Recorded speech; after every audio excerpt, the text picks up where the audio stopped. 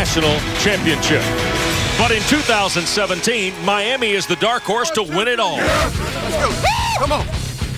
Since Mark Richt's returned to South Florida, the Canes have been on a mission. Rebuild their new program with a foundation of old. Will the attitude and swagger return? The long wait is over. Week 1 of ACC football kicks off now.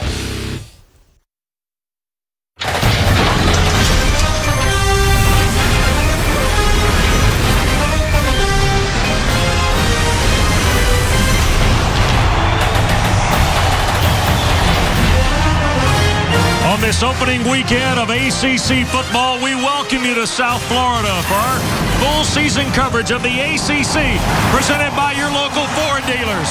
And today, number 18 Miami, the preseason favorite in the Coastal, and their 4th meeting all time with the Wildcats of Bethune-Cookman. And we welcome you upstairs here at Hard Rock Stadium. Great to be with James Bates, Wes Durham, and in a moment, you'll meet Rebecca Capel. It's interesting, Batesy. Nothing quite has the feeling of the opening weekend of college football. Merry Christmas, buddy. That's what I feel like. I know these Miami fans feel the same way. A lot of excitement here at the bottom. Their Canes are favored for the first time in a while. They really believe it. But across the board in the ACC, it's really the gossip in college football right now. The Heisman Trophy winner, the national champion, and they just keep on coming top to bottom. It's a strong conference. I can't wait to get going. Well, and a year ago, it was about quarterbacks in the ACC, as we all know.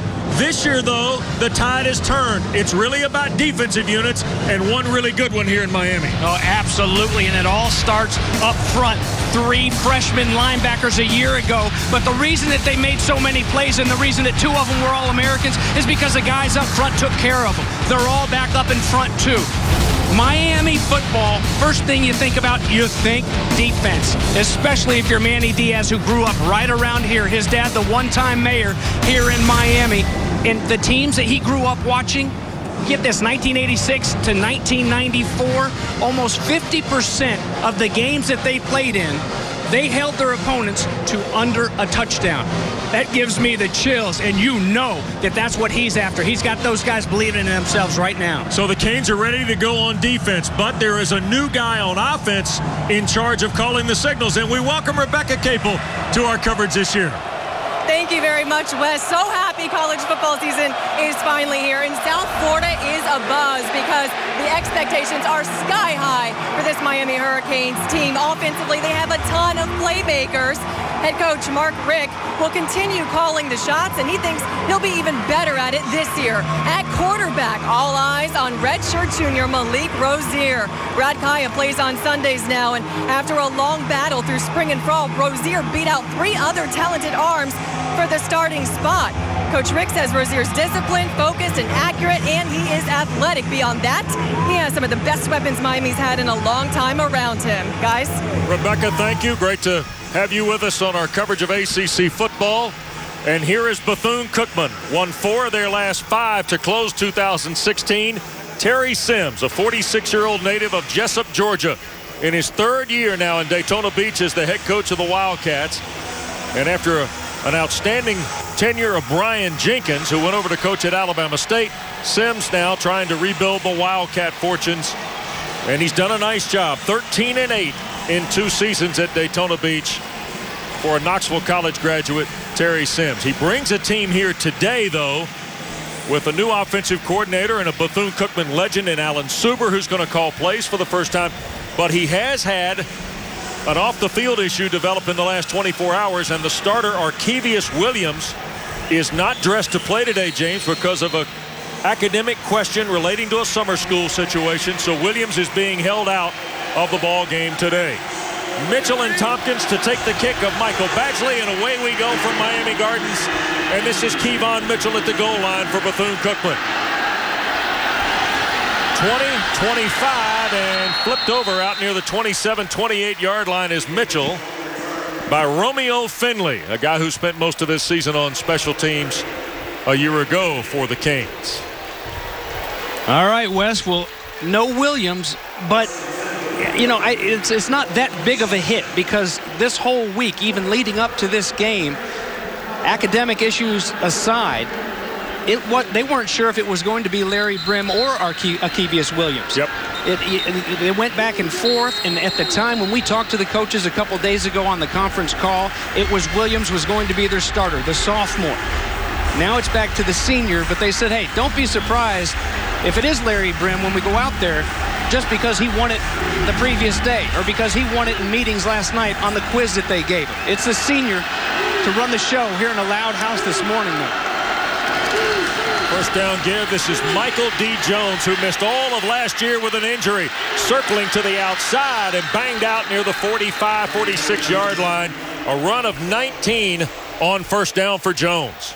Well, and that's a nice first play. They get a good return to set the tone to open the game on the kickoff, and you get guys on the defense being a little bit too aggressive, and what I like down the field is guys blocking. Look at Jawill Davis down there helping him get a few extra yards. Here's Jones again. And Michael D. Jones picks up 11 and another first down. Zach McLeod makes the stop for Miami. Well, Coach Diaz told us yesterday, he said, hey, we're pretty good at tag. That's what we've been doing, a lot of tag except for the scrimmages. And there's the first catch for Jawill Davis, James, who went to American High School in the Miami area. There are plenty of Miami area products on this Bethune-Cookman roster. Larry Brim, the senior, he knows what's expected of him, even though with Suber, it's a new offensive coordinator. He's a smart guy, and he knows how to run this offense, and pretty much every time out there, it's an RPO. He's got the run-pass option, and for the first time after back-to-back first down carries, they go to the air, and that's one thing that you cannot get one-dimensional. You've got to keep them on their heels, throwing it around a little bit and running it as well. Now they empty the backfield. 2 to the boundary, 3 wide. And this is Jones on the catch. Only a couple of yards there. Jaquan Johnson, one of those new starters in the secondary, makes the stop for Miami. And a quick check of our impact players here, Batesy. Well, big Frank Brown, the wide receiver. Kevon Mitchell is a good one as well out there. And Mike Jones, number 21, the seniors, really started the charge. Dee Delaney is a graduate transfer from the Citadel, the cornerback. Big questions in that secondary. And Mike Smith, no question that he's gotten better throughout camp, backing up the freshman in Pinckney, who won't play until the second half, finishing off a suspension from the bowl game. Out in the flat, Jones on 3rd and long. Quarterman and Jackson bring him down at the 36. So Bethune-Cookman, who was 31% on 3rd down a year ago, but 38% their last 5 games, comes up short. So now on 4th down, Tupac Ismay has come in to join Jamaris Tompkins in the backfield. Kane's got to be careful. They can't get too anxious here. Opening drive, everybody's ready to get out there and hit somebody. Here's a big 4th down. Don't give them a freebie by jumping off sides. Brim moves the pocket. Wide open, that's Brown. First down, Bethune-Cookman at the 25. Frank Brown, redshirt senior from Palm Beach Gardens, 80th career catch for the Wildcats. Nice and easy, too. And look at just cool and calm, rolling to his left, has to set up and throw across. And a nice, easy pitch and catch to Frank Brown, who's been making plays there for the Wildcats for quite some time. Way back his freshman year, caught that game winner to beat FIU. On 1st and 10, little counter. And this is Ismay. And he bangs away toward about the 19-yard line. It'll be a gain of right at 6 yards on first down before Pat Bethel, playing in the defensive front for Miami. Mark Richt, pretty candid with us yesterday, James. They were going to move guys in and out of the ball game early. They didn't want them to hit a wall physically with the heat and humidity, and today the humidity up, not as much heat because of the rain that has been here the last 12 hours. Well, they may or may not hit a wall right now with trucks coming at them. These guys are pounding up front. Wildcat offensive line is firing off the punch. Pistol set. Ismay the carry. Bounces outside. He'll have the first down to the 13-yard line. Well, Bethune-Cookman, as we've played just better than 4 minutes, breaks the CPI security red zone on their 9th play here coming up. Off the 13-yard line a year ago, they were 64% in the red zone scoring touchdowns. Pistol look. Here's Ismie again. Keeps his feet. Tough running to the 10. Well, I don't know that Terry Sims could ask for a better start out of his team, James. Absolutely not. And Ismie's listed as the third guy. We've seen Mike Jones. 2 great carries to start it. Had a reception as well. They also have Jamaruz Tompkins, another senior. Ismie just a sophomore. And he'll get a breather here. Mike Jones back in the game. Boy, they sure would like to get 6 out of this opening drive, though. Don't get down there and just come up with 3. Davis is the receiver to the bottom of the screen. Brim sacked. Wow. Demetrius Jackson.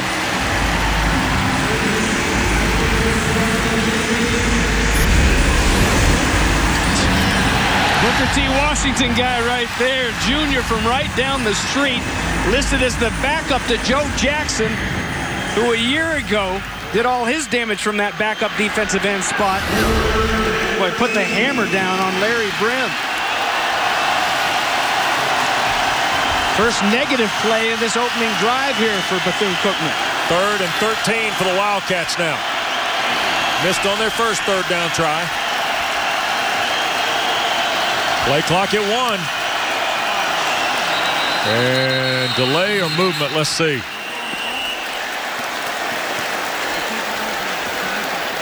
I'm not sure the play clock didn't get the Wildcats before the movement started. This is Gary Patterson, our referee today. Outstanding crew here. Delay of game. Offense. 5-yard penalty. Repeat 3rd down.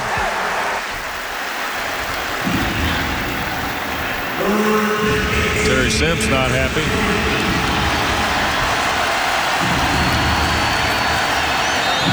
Larry Brim, the redshirt senior, Delray Beach. Now 3rd and very long, 18 yards for a first down.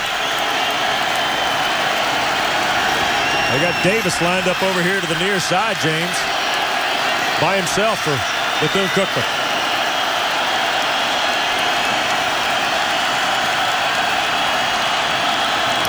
Didn't get it off. Play clock again. Another delay, you're right. Wow.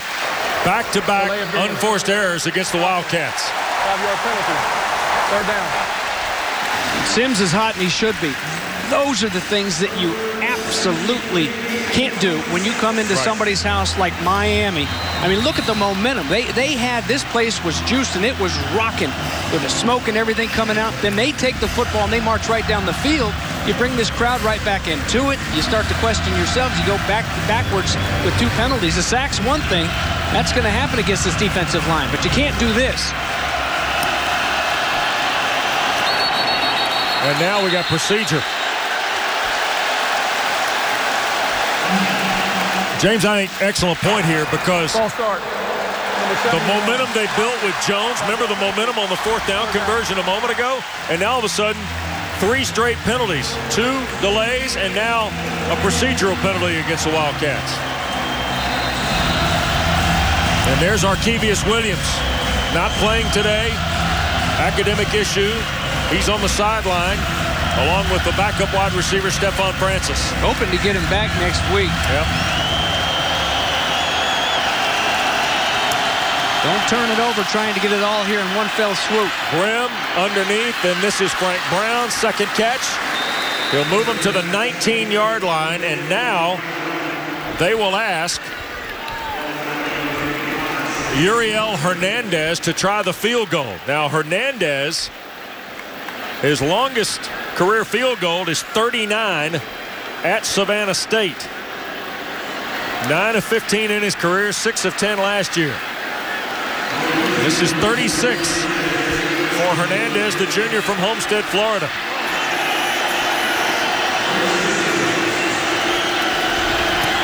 Kick is good. And Bethune-Cookman has taken the lead on Hernandez's field goal. ACC football continues in a moment.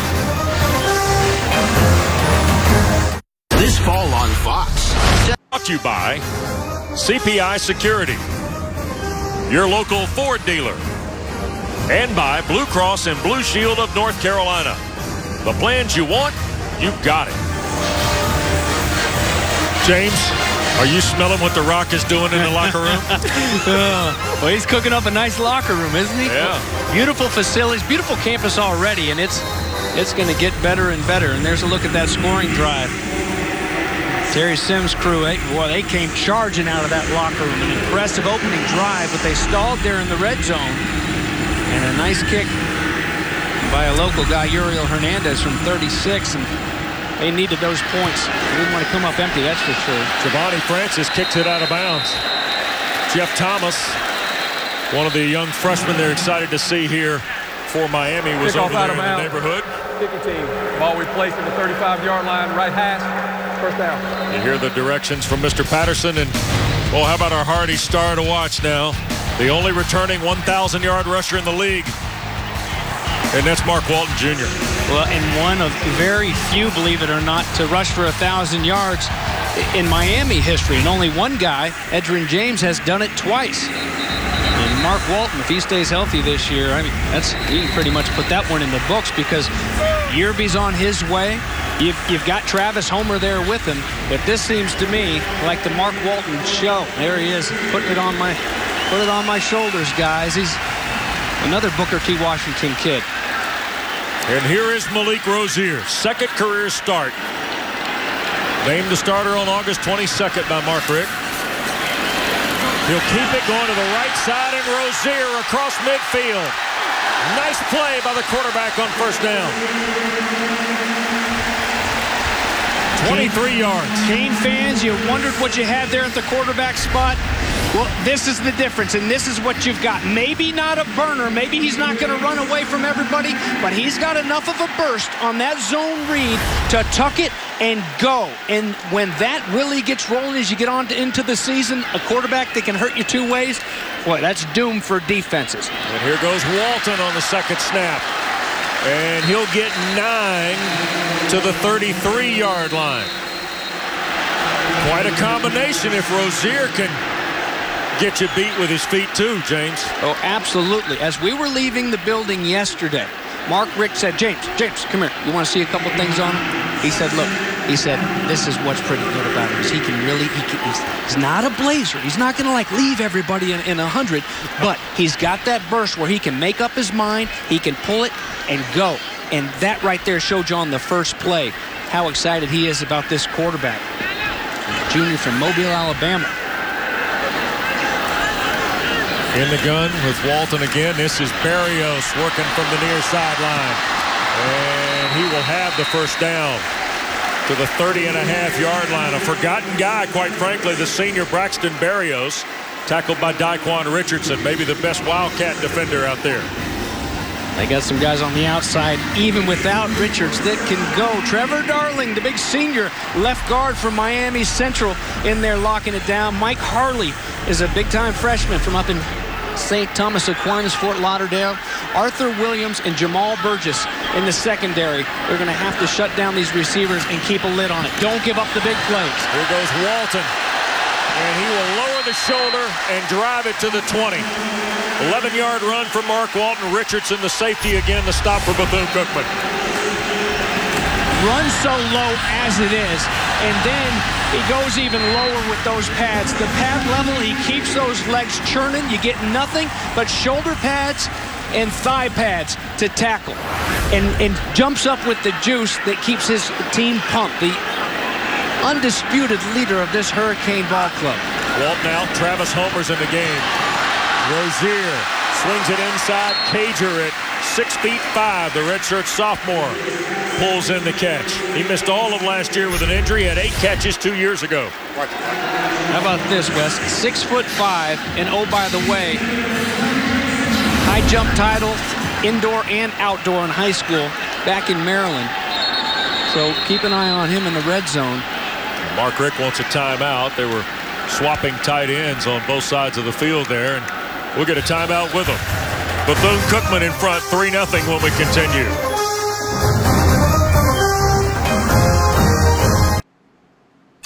Got a field goal and a 12-play drive in their opening possession. Now Miami's gotten in the CPI security red zone, and Mark Richt burned a timeout there to get his quarterback Rozier set and get Walton back in the game.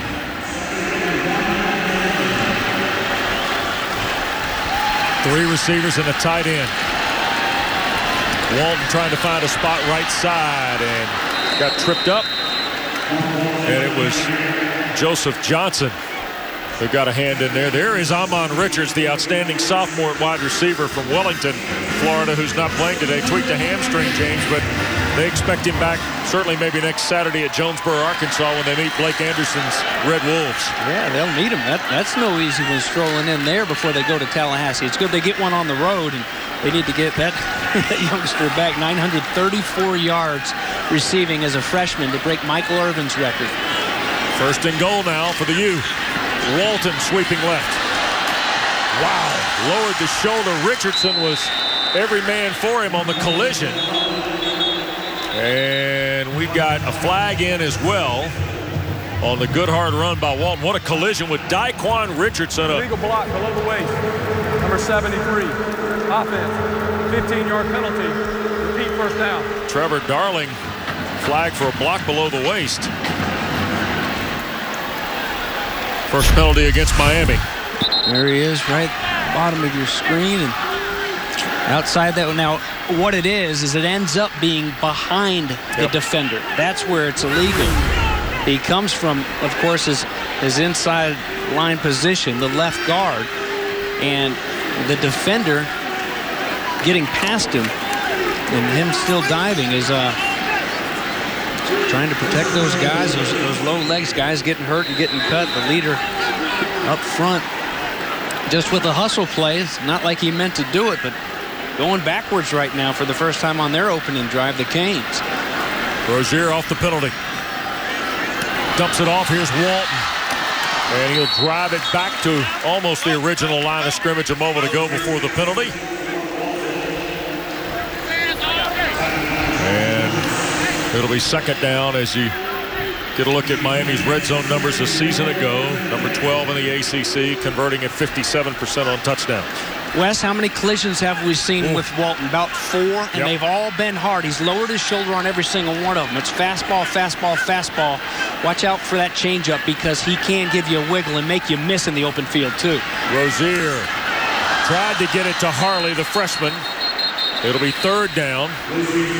Helmet came off of the defensive lineman, Dyshawn Ray. He'll have to come out for a snap for Bethune-Cookman during their incompletion. 10th play of the drive coming from Miami here. Momentum both ways, James, but stymied by penalties. Bethune-Cookman ended up with a field goal. We'll see what happens here with the Canes. Both of them in the red zone. Boy, would it be a big stop here for this defense if they can get off the field, just giving up 3 points after they were on their heels reeling this entire opening drive. Rozier tried to dump it to Walton, bounced off his hands, incomplete, and a field goal time now for Badgley.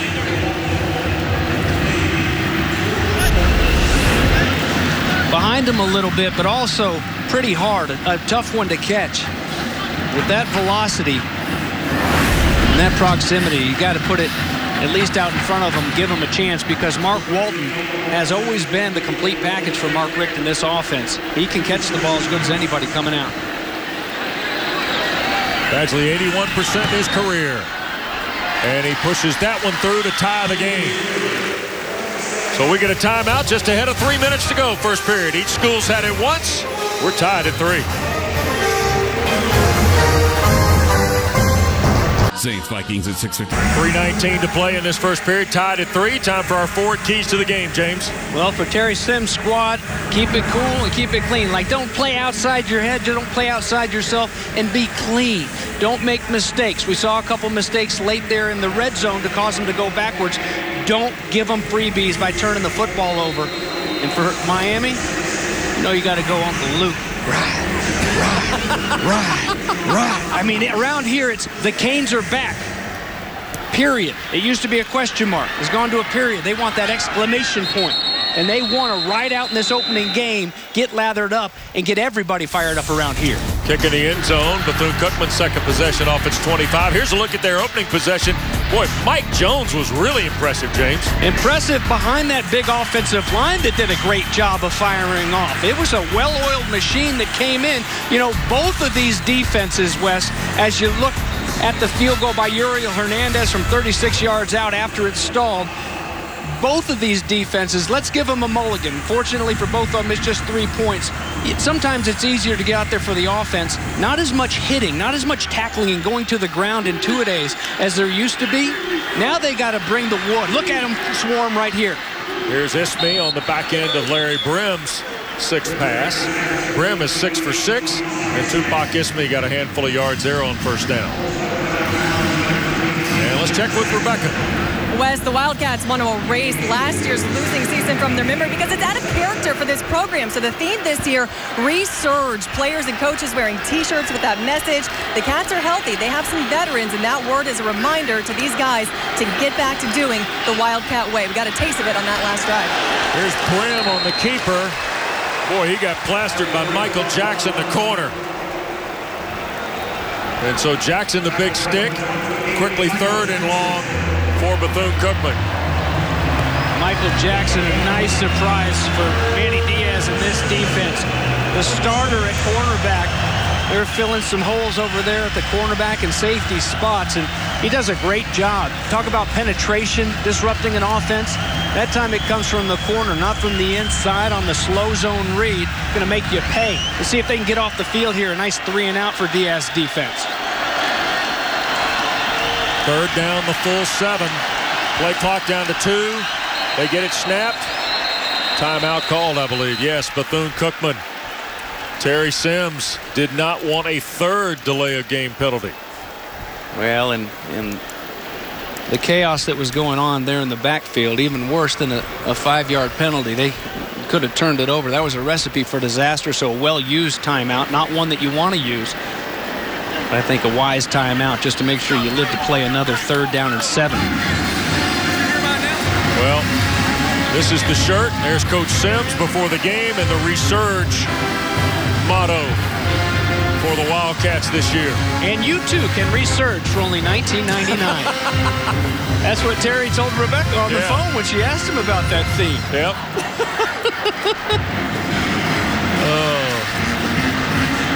I like the approach. Former assistant, special teams and safety coach under Brian Jenkins, who went to Alabama State. He worked at Prairie View, Texas Southern. He was grad assistant with Ron Cooper at Louisville 22 years ago was Terry Sims. And a guy who is pleased with year 1, not so happy with year 2, and wants to see the bounce back in 3 in Daytona Beach. He's done it too with some familiar faces from the ACC on his staff. We'll tell you about as the afternoon unfolds. Jones checks out, slot left. Empty set for Brim on 3rd and 7. And Jones caught it, juggled it, and then Quarterman made the tackle on him. So it will be the 3-and-out, James. You spoke up for Miami defensively. And the first punt of the day for Giovanni Francis coming up. Canes brought 4. The Wildcat offensive line, a good job giving Brim enough time. He threw it high and hard. And again, Michael Jones, that's a tough pass to catch, even if he gets it cleanly. He hung on to it with Quarterman hanging on his ankles. Number 4 punt returner in the ACC a year ago was Braxton Berrios, 11th nationally at better than 11 yards a return. Had a touchdown as well. Line shot to Berrios at the 25. And he'll work 10 yards up the far side and then got shoved out of bounds, and a flag will be thrown in behind it. DeAndre Bozeman was the first Wildcat there, and may have got him on the white stripe. 12-yard return for Berrios of a 44-yard punt here with 75 seconds to go in the first period. And Gary Patterson. After the play, late hit out of bounds. Number 13 on the defense. Penalties 15 yards in the run. First down, Miami. And that is Bozeman, who lost his hat along the way too. I don't know that I agree with that call. I hate to jump on it. It just seemed like a momentum type of thing, and it's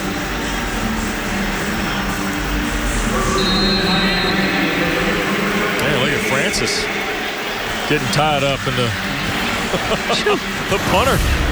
It's not for sale, Francis. Romeo $1 billion, $1 trillion. Romeo Finley.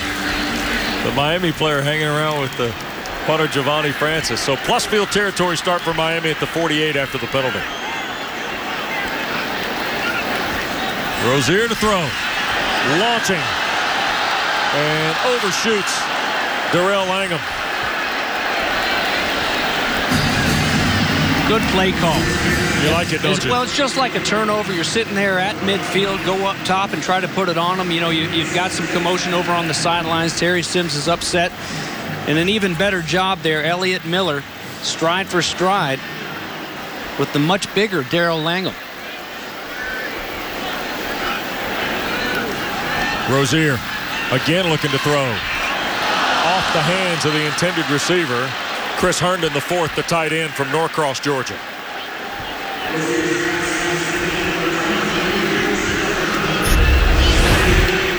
So what kind of pressure they get on the quarterback up here. Brought the blitz a hit that came in a little bit late. No flag. Yeah, that's Richardson. That's the All-MEAC safety, preseason All-America, Dyshawn Richardson. Shaking off those stars a little bit. Rozier, he put it on the money even with the hit. Herndon had it in his hands, but couldn't pull it in. Rozier, near side. Here's Harley's first catch. Wow. Mike Harley can move with the football to the Bethune-Cookman 30. It's a gain of 18 and a first down. Well, even the young pups know where to run those routes. Hey, we need 7. You can't play it that soft on a guy like Harley. He sets it down right at the sticks and adds some more onto it. Here's Rozier keeping, and he'll get 5 to the 25. Boy, what a nice weapon to have with the mobility of the quarterback Rozier in that read option. Remember, now this is not to diminish Chris, James, but he was not the same kind of guy. 12 men on the field, 5-yard penalty, repeat first down. So there you see the penalty for 12 on the field by Bethune-Cookman. Well, you're absolutely right, Wes, and that's, you know, and Kaya was a good leader and could throw it around the field. There he is up top trying to get the extra one off the field. And that'll give the Canes 5 yards and another look at first down. But, you know, defensively, when you know what you're going to get out of a quarterback, you know, hey, I can prepare for his arm. We're just going to take away his arm. We don't have to worry too much about. But when you've got to deal with his legs and his arm, you hear it all the time. But it's true. I mean, I grew up in a house with a defensive coordinator as a dad, you know, so it's like he'd yell at me that week they had to play a mobile quarterback that could throw. It's not my fault, Dad. Here's Walton redirecting, ran out of room, spun away, and has the first down. And now a flag in. Tackle made about the 16-yard line. We'll check the marker here from referee Patterson. Illegal block in the back. Number 18, offense, 10-yard penalty. Repeat first down. It's on Cager, the wide receiver. Look at Malik Rozier. Rozier. And you saw the block in the back, by the way. Quarterback health, right? I guess so. That was pretty ugly. He balled up, got in the fetal position. That's the second time an illegal block is taking him backwards here. Still first down though. Rozier shoots it downfield again and trying to come back and make the play for Miami was Harley. Sitting with those coaches yesterday, offensive coordinator Thomas Brown, Mark Richt as well. They spoke highly of the young guys, Jeff Thomas, Michael Harley, and we're seeing it right here. Number 3 has been the target of Malik Rozier a few times here today. That time he tried to come back underneath. Good coverage and a pretty good start, a fun start anyway. Some big hitting and some hard charging backs going at it as well. We're tied at 3.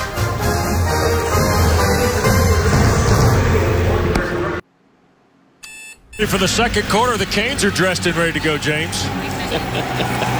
On the field and in the stands. Really?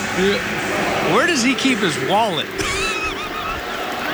The ticket? Yeah, I mean... Spending money for concessions? Yeah, some loose change. I just envisioned that be you in the seats. I just envisioned that'd be the way you'd go. Just because I wear my football pants to the grocery store doesn't mean I'd wear full gear to a game, Wes. Rozier opens quarter 2.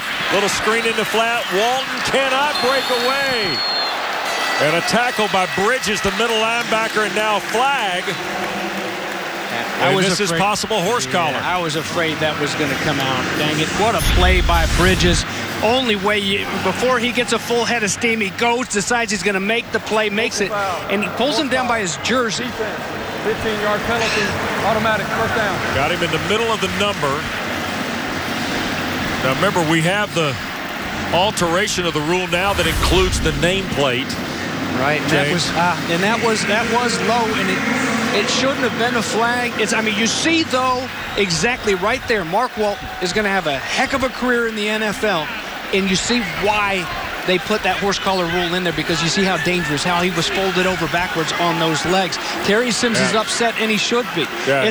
He's got a junior middle linebacker that goes and makes a play. If he doesn't make that play, the convoy he had in front of him, that's a touchdown. And it was a heck of a football play. Grabbed him by the jersey, but it's not what the officials saw. So instead of a nice play for a loss, it's another first down for the Canes inside the 20. Now you got 6 penalties, 50 yards on Bethune-Cookman as well in this first half.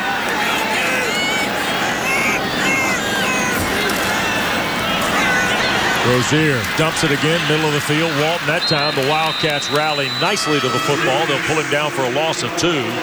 Daniel Palmer, senior in that defensive front, had 7 tackles behind the line a year ago, gets 1 there. A good job to sniff it out. First couple times when Walton stayed in there to pass block, he just kind of floats back there by the quarterback a little bit. This time he's up there in a hurry. They sniff out the screen, and they stuff it and drop him for a loss that time. 2nd and long. Hand to Walton at the 10. And it'll be 1st and goal, but a marker down at the 14. Terry Ramsey is the umpire today with referee Patterson. And another penalty. Holding. Number 74. Offense. 10-yard penalty. Repeat 2nd down. 9 total penalties so far in this ball game, James. 16 minutes in. Well, and that's part of the first game too. To be expected a little bit. Whether you're Mark Richt or Terry Sims, you're still upset. You want it to be as clean as can be. It's been a long time coming, and it's not that they haven't gone over a lot of these things. It's just these are college kids at the end of the day, a lot of them freshmen and sophomores, and playing when the bullets are flying, so to speak, for the first time in this big-time atmosphere. 2nd and long. Rozier, little crossing route. Travis Homer. 1st and goal, Miami. Richardson makes the top for the Wildcats at the 6, along with Arthur Williams, who James spoke of earlier, and I think Williams is shaken up.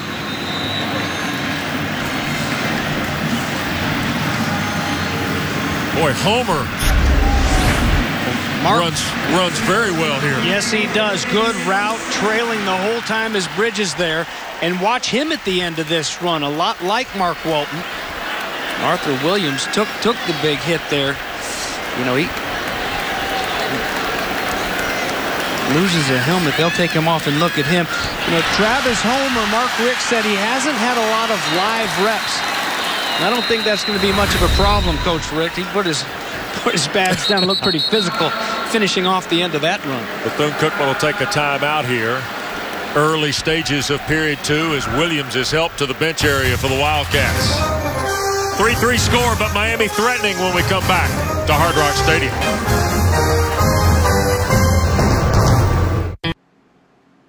Is brought to you by Hardee's, the official biscuit of today's presentation of ACC football. How about this crew? And there's Mark Richt. Now the head coach back at his alma mater. Look at Bernie Kosar next to him. Jim Kelly. Vinny Testaverde here on the end. And then Kyle Vanderwent, number 13. Earl Morrill, the quarterback coach at the time. Well, it doesn't get any better than that. How about the royalty? Oh, yeah. Mark Richt from Boca Raton. And, of course, now Malik Rozier, Mobile, Alabama. Getting his second career start today. And Corey Gaynor at 285 pounds is the fullback ahead of Mark Walton here on 1st and goal. Back up at center. Hand to Walton. Tries to scoot here to the near side. Got the angle, got the dive, got the touchdown.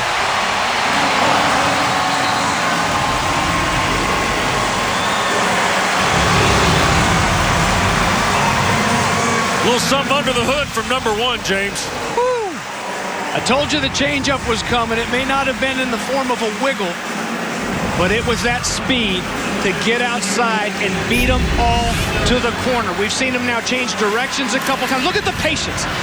Let it develop, nothing there. Now let me bounce outside. And how about Braxton Berrios? He's still blocking. Locked up with the receiver. And these young receivers, they're going to need to watch that in meetings this week. 6-yard touchdown run from Walton, and Miami has the lead now at 10-3 with a minute and a half gone in quarter number 2. So here's another look at it. Harley, the freshman, starting this drive, and there's the change of direction earlier with Mark Walton. Through the air with Homer. Walton's back up. And here's that touchdown to cap it off. And watch here, Wes. Watch Braxton Berrios. You see him on the outside there, flashing to your screen, driving his defensive back out of there. What's impressive about it is that play took so long to develop. And receivers are going to have to learn. They're going to have to stay on their blocks extra long when number 1 is getting the rock, because he'll make some guys miss and change directions. Whole lot more than touchdowns for Mark Walton, Rebecca. Yeah, guys, you can see how much this team relies on Mark Walton. He is playing this game with a heavy heart. For the first time ever, he won't see his mom when he looks into the stands. She passed away last March. 3 weeks before she passed, Walton welcomed a new baby girl into the world. So he has a lot going on and off the field. Coaches say it's just made him stronger. Well, I think in visiting with Thomas Brown yesterday, the offensive coordinator and running backs coach, James, he's got a unique relationship with Mark Walton that not every coach and player has too. You know, I mean, clearly he's leaning on a guy who is a veteran, who is a leader, who's going to be a locker room leader for this football team as the year goes on. Right. Well, Rebecca, he said when his mom passed away that Mark was so strong that he worried about him, that it was at one point it was going to hit him. He was going to really realize and break down, but he's just a very mature young man, very strong on and off the field, mentally as well. Brim dumps it to Mitchell. Kevon Mitchell, junior from Hollywood, Florida. His first catch of the day, tackled by D. Delaney, the grad transfer from the Citadel, who James spoke of earlier. Well, Larry Brim, who was the third most accurate passer in the MEAC a year ago, is 8 for his first 8 today, throwing the football for Bethune-Cookman. 2 days ago, he didn't think he'd be the starter here in Miami. And Jones cannot get the first down. McIntosh, Thomas, Kendrick Norton. Sounds like a new law firm in South Florida, but it's... Well, they're firm, all right.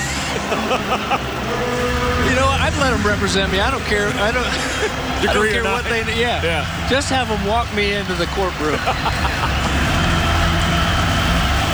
Well, 3rd now and about 1.5 yards. Let's call it 2.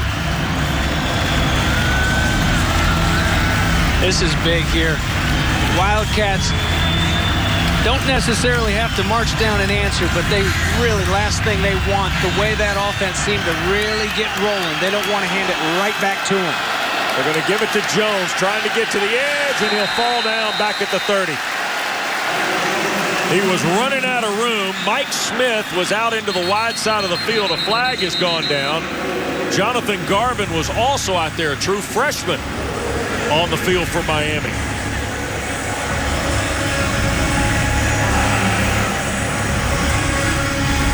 And now Gary Patterson is umpire Terry Ramsey talking things over. After the play, personal foul, 57, offense. Wow. Personal foul, number 7, defense. Penalties offset. The down will count. 4th down. 4th down. There we have Fourth it. Down. Thank you, sir.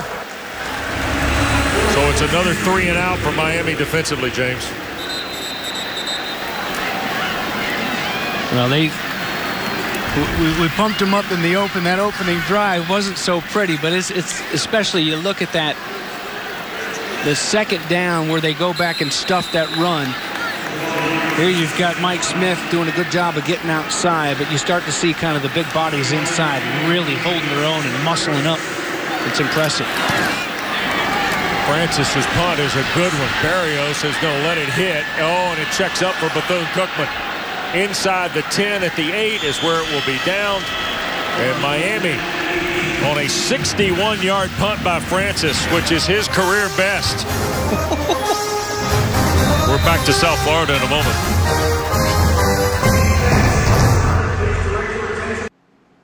Well, Mark Walton's touchdown has given Miami the lead, but James, Mark Walton's done a little bit of everything already.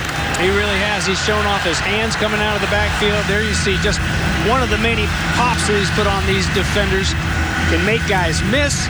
And on that touchdown run, first touchdown of the season for Walton and the Canes, he showed you the change of direction, the speed to get to the corner, and a little leap, the cherry on top to get over the goal line. And his backup will start this drive for the Canes. Procedure on Miami. So a flag on the play. Snap infraction. Offense, number 74. Half the distance to the goal. Repeat, 1st down. Well, our forecast here in South Florida today is brought to you by our friends at North Myrtle Beach. 87 degrees, expecting some rain. There was some showers this morning, much heavier downtown than here. And humidity always a factor this time of year. In fact, Mark Richt was fairly candid with us yesterday about it. Moving guys in and out of his lineup. Travis Homer on the read and slips around the corner. And he's got the 1st down out to the 24. Great 2nd and 3rd effort running by the sophomore from West Palm Beach. Last couple years, it's been such a nice 1-2-3 punch at times with Johnson, Yearby, and of course Walton. And now look at just the sophomore Travis Homer staying inside. You know, the residual effect. Mark Walton gets in there, coaches say he's the first one to take out his pen, start taking notes, plays so hard, practices so hard. And it rubs off on everybody in that meeting room. And you can tell by that run right there that there's a whole lot of Mark Walton that rubs off on Travis Homer the way he runs the football, too. Todney Evans makes the play that time. Minimal gain, if any, on 1st and 10 for Rozier. There's Cade Weldon and Nkosi Perry signaling in the plays for Miami. 2 of the 4 guys that were involved in the quarterback competition. 2nd down. Rozier in the flat, Homer. And out to the 32. It'll be 3rd and about 3 before Williams leads the tackle parade for Bethune-Cookman on a 6-yard throw. Good job there by the Wildcat secondary, getting outside, forcing him back inside to all your help. You can't take that initial fake and let him shake and get to that sideline. Then it's off to the races. So a good job to force a 3rd down and short here. Let's see if they can get off the field. This would be big for Terry Sims' defense. Rozier, middle of the field, and the catch is made. Langham at 6'4". Brings it in and crosses the 45 for a 1st down. Richardson there for Bethune-Cookman. Mentioned it, big 6'4", even with tighter coverage there by Elliott Miller. It's a tough wall to go around, that inside slant. When he breaks it off, it's a nice, easy throw and catch. Play fake by Rozier on 1st down, wants to take the deep shot. Langham is there and catches it inside the 10. Pretty good coverage by Miller, but Langham matched him. 46-yard throw, James. They've been going after 7 deep a couple times. He's right in the hip pocket, needs to be inside, seems to time it up just right. Great concentration by Langham. And, oh, let's not forget, Malik Rozier. How about the new guy dropping dimes? Mark Walton, a little start and stop. And picks up a couple of yards, maybe 3. It'll be 2nd and goal. That ball couldn't have been any prettier. Thrown by Rozier. An excellent concentration for the junior from Santa Lucia's High School up in Lantana, Florida. 2nd down and goal. Tight end to the left with 2 receivers. Cager is the receiver here to the right. Rozier looks Cager's way. Did he get a foot down? No. Caught it right in front of Elliott Miller. Cager 6'5", Miller listed at 5'9". Did he get a foot down? Nope. Good call. You know, that's why you've got to run those routes. You've got to give yourself some cushion. Give that quarterback somewhere to put it where you still have some space. Can't run it too tight to the sideline. Rozier, end zone. Cager caught it that time. Touchdown, Miami.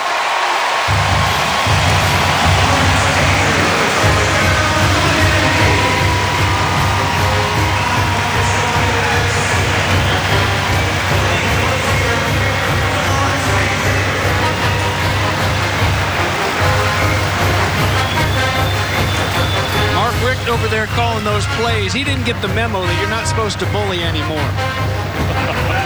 You're not allowed to bully in schools. I mean, he just picking on Elliott Miller, the poor guy. They go at him, and and then you get a guy who gets his head down a little bit. They go at him time and time again.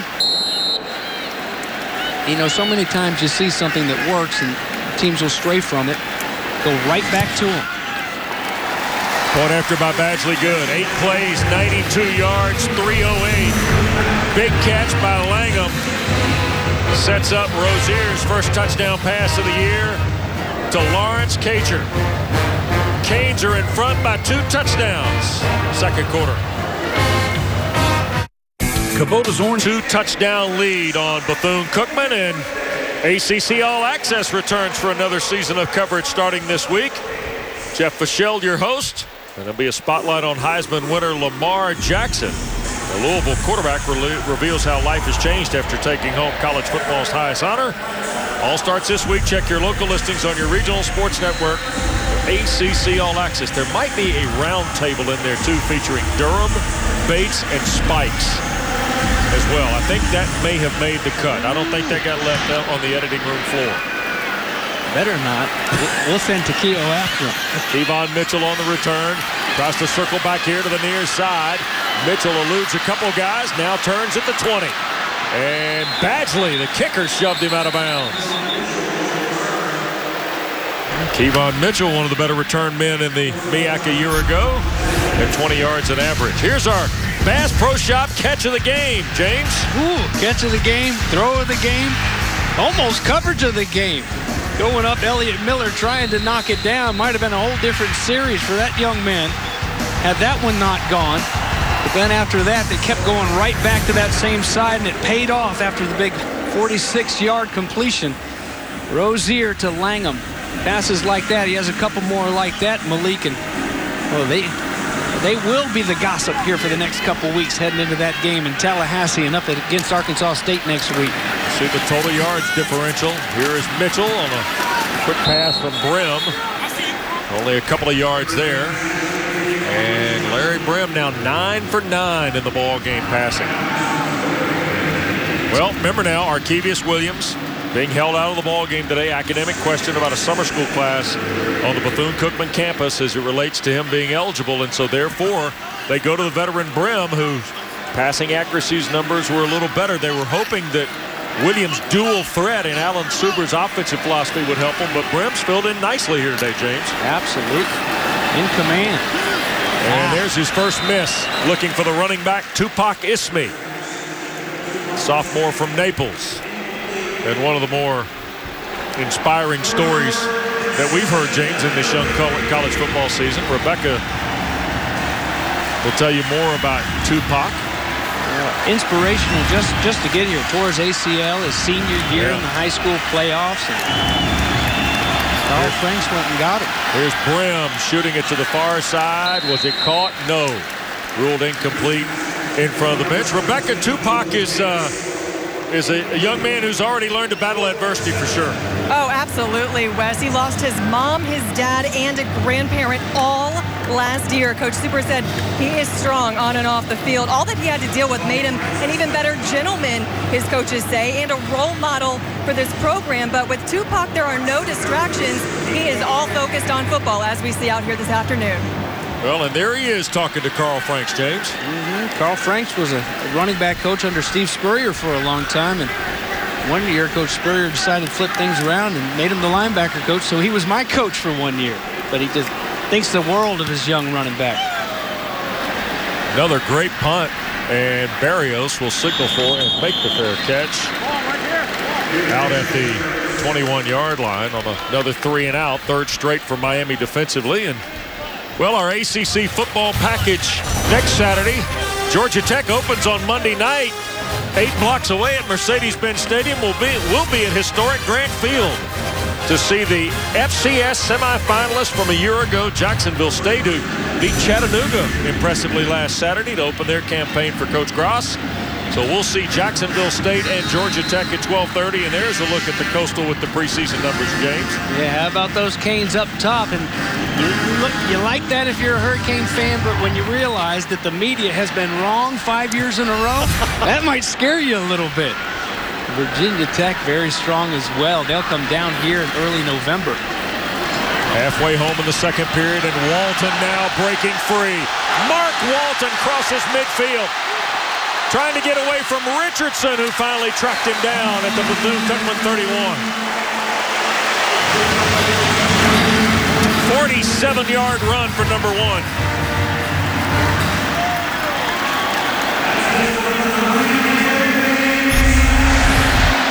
Watch here. Watch the big guys get up and move. Watch the right guard, Navon Donaldson, just a freshman from Miami Central, along with Gauthier.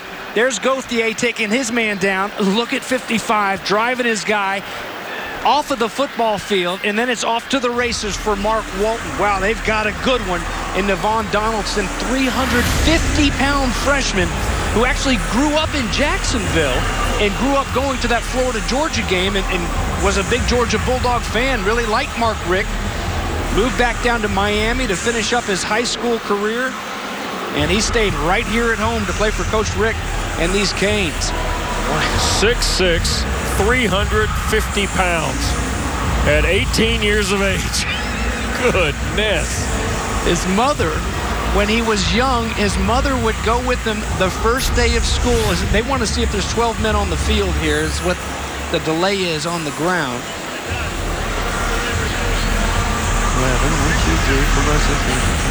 11 on each side. But his mother, story is, Wes would go in and meet the teacher and explain to him, hey, he's a gentle giant. Don't let his size intimidate you. Don't hold it against him because he's the biggest guy by far in class. He's a good kid.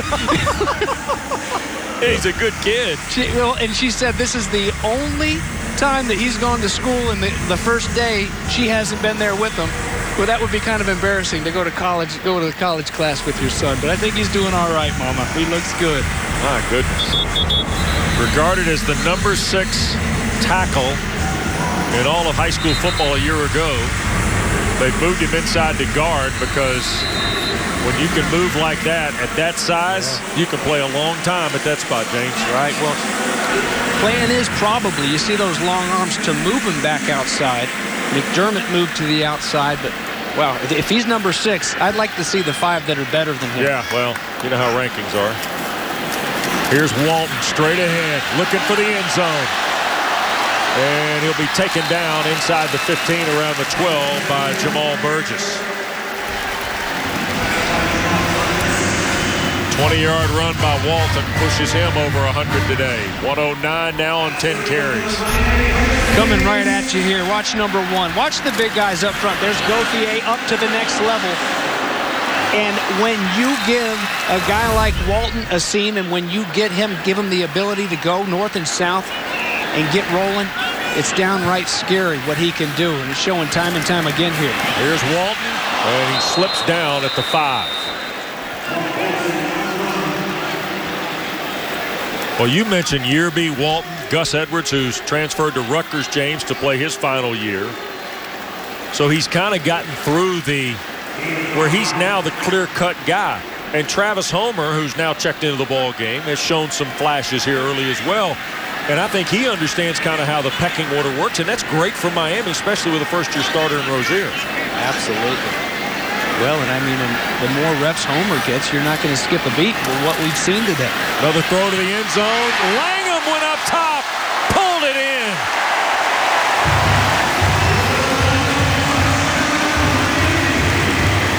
I don't know what I like better, the catch or the throw here, Bates.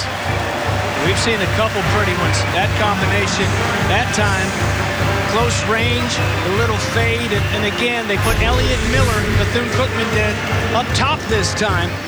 But the Canes found him, and they go right at him. With the big 6'4" frame, didn't even have to jump, really. I beg your pardon, it's Jamal Burgess over on that side. Same result, though, and Rozier's pumped, and he should be. This is his show now. We showed you all those great Hurricane quarterbacks earlier there with Mark Richt. He's got a chance to really do some great things here in his junior and senior season for the University of Miami, a place where so many greats have come before him.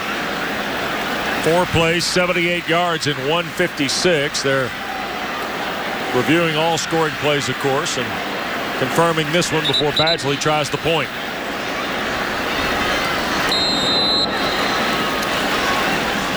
(23-3). And the point makes it 24 in a row now by the Canes with 5:34 to go in this first half. Mark Walton, the star of the drive, James. Absolutely. Don't forget our guys, Donaldson and Gauthier. They're leading the charge, getting up and pulling on that one. And 4 plays to go 78 yards. And a couple of them on the ground. That's saying something about the way they're rolling up front and the way Walton's going behind him. And you mentioned the throw, Wes. That time, you had the cushion. Remember back down at the other side on the first touchdown, or the last touchdown, rather, when they tried to get it to Langham, he didn't give himself enough cushion. Figures it out, goes to the sidelines, gets coached up. Ron Dugan's the wide receiver coach. Hey, give yourself a little bit of room. Give that quarterback some space to put it out there. And Langham, of course, the catch. And here's our Toyota Tweet of the Week. You talk about star power from the U. Michael Irvin at the Mayweather-McGregor fight with Ray Lewis and Andre Johnson. I'm going to go ahead and speculate they had decent seats last week in Vegas. You know what? And I'll bet you they did a little bit of talking. I mean, they're so excited around here about these Hurricanes and the chance that they are truly on their way back. I'll bet you they were pretty pumped after that fight, getting ready for this one. Mitchell at the goal line for the Wildcats. 20 and pushed down shy of the 25. So that's where Larry Brim Jr. and Bethune-Cookman will get going on the return by Kevon Mitchell. Well, Miami, we told you, interesting 2 games to start the campaign. Bethune-Cookman today, next Saturday at Arkansas State. And Blake Anderson has a very nice team in the Sun Belt this year. In fact, the Red Wolves and the Mountaineers of Appalachian, 2 of the highly thought of teams in that league. And you know that Blake Anderson will spread it around. Well, and don't sleep, Cane fans. Don't sleep on that one. Looking forward to Florida State the next week. But I like it on the schedule because what it does is it sends your team into a hostile environment. That'll be the biggest game they play in a while up there. And they'll get their all, and it'll be hard to communicate. It'll get them ready for Tallahassee in 2 weeks. Michael D. Jones the carry, the hit by Shaq Quarterman. And it'll be second down for the Wildcats, Rebecca. Man, we are watching this game on the sidelines with Michael Irvin. You guys mentioned him, and I asked him what it's like to watch his son out there following in his footsteps here at the U. He said, oh, man, it is incredible. He's just trying to keep his cell phone out often because he is trying to snap some shots of his son in action, guys. Standing with the athletics director at the University of Miami, Blake James. Here's Michael. And there's the catch. That's Jaquan Loomis, the redshirt senior at tight end from Orlando. First catch of the day. 20 career catches coming in. And Loomis makes it 3rd and short. You see the way that the drives have gone. There's a first down throw to Mitchell from Brim. Wes, I like the way that Brim has stayed in there. And you know, he's not flinched. He's just leading this show. He's in command. He's doing everything he can to keep this offense moving for Terry Sims. Injured last year, so banged up, had the shoulder injury. He's happy to be healthy and leading this team here. Play fake Brim. Shoots it inside. That's the catch by Jawill Davis. Redshirt senior from here in Miami. 13-yard throw by Larry Brim Jr. But now Alan Suber's Wildcat offense is picking up the tempo here, James. Well, that's what they wanted to do coming in. Whoa. Dangerous ball fluttering around there in the secondary, but it'll fall to the turf. And that's Jaquan Johnson and D. Delaney lowering the boom there. You know, they had so much experience, Miami did, at the safety position last year. You look at it, and talking with Manny Diaz, they didn't give up the big play. They didn't give up a lot of touchdowns. They stiffened when they got down, and a lot of that had to do, yeah, they were young up front, but they had experience in heady safeties. Brim flush from the pocket. Loops for Lucas. And Loomis holds on to it. It'll be short of the first down out at the 41.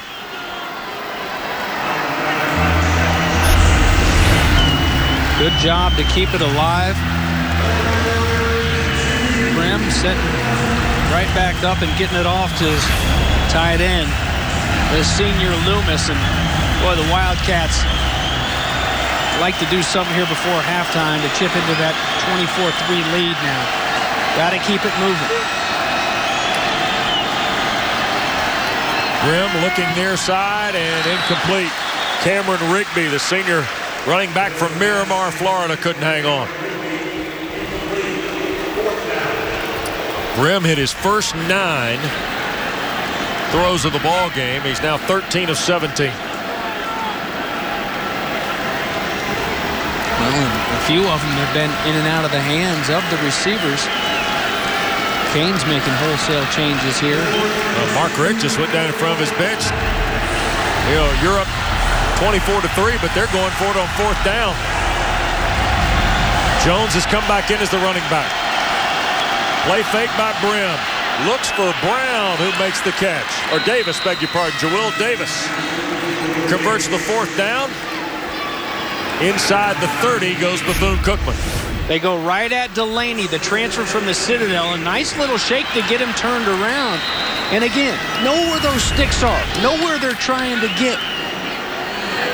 They're not trying to beat you outside and take that bait. Stay strong in there. Brim throws again to Davis. Right in front of Delaney.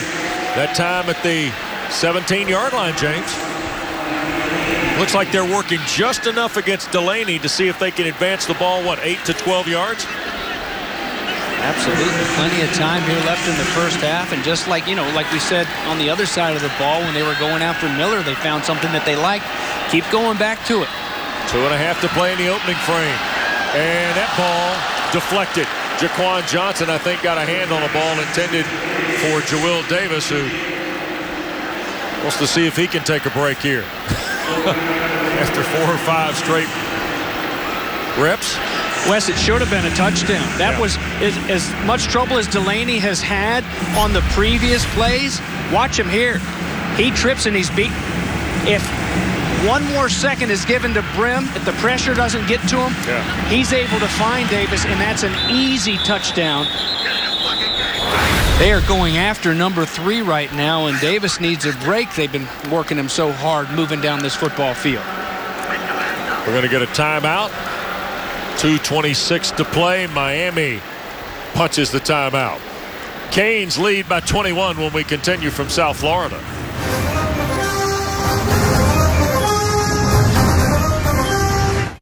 Know what makes for time?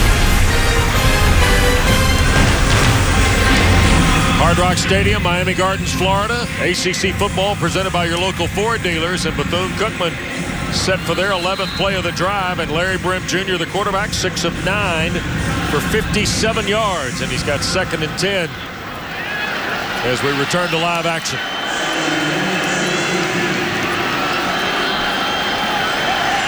Eludes the pressure the first time, won't get away the second time from Joe Jackson. And now a flag is thrown from the center judge. Personal foul, unnecessary roughness. Number 95, offense. Half the distance to the goal, automatic, first down. So that's Anthony Moten. Called a face. Yeah, I'm not sure they didn't get the, was it 95 or 99? Jackson had the sack. We may have to see a replay to find out what Moten was flagged for. Boy, that's a tough one. You get a big play from Joe Jackson, who as a freshman had 8.5 sacks a year ago as a backup. Yep. And I don't think, I thought maybe they just threw a celebration flag. He was so fired up as he came up from the tackle.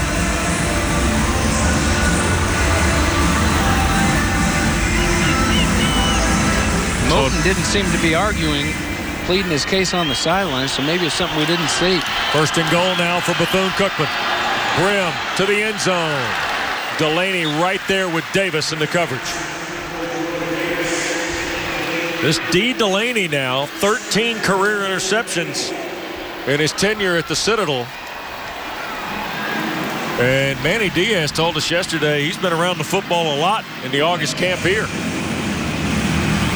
Yeah, whether it's intercepting in practice or punching the ball out, he says one of those guys just got a knack to get up there and knock it out and force fumbles. And the rest of the team, they say it looks kind of fun. It's been infectious. Here's a toss. Jones trying to get to the edge, and he's going to give ground back. McLeod was the first Cane to break through, and then Malik Young, the sophomore from Fort Lauderdale, polished off Michael D. Jones. Mike Jones a little bit slow getting up there. This is Hurricane defense the way I think about it. When you talked about swagger and attitude off the top, Wes, that's what I think of when I think Miami. That's what I think of when I hear the word. I mean, that's what the toughness and the swagger is all about, is great defense, and great defense always means teams swarming the football. That's how you make the big plays, and that's how, when a guy like D. Delaney strips it out, your defense, your team ends up with it. Let's see if they can stuff him on 3rd. Brim under duress, tried to throw it in the middle of the field. Is it intercepted? No.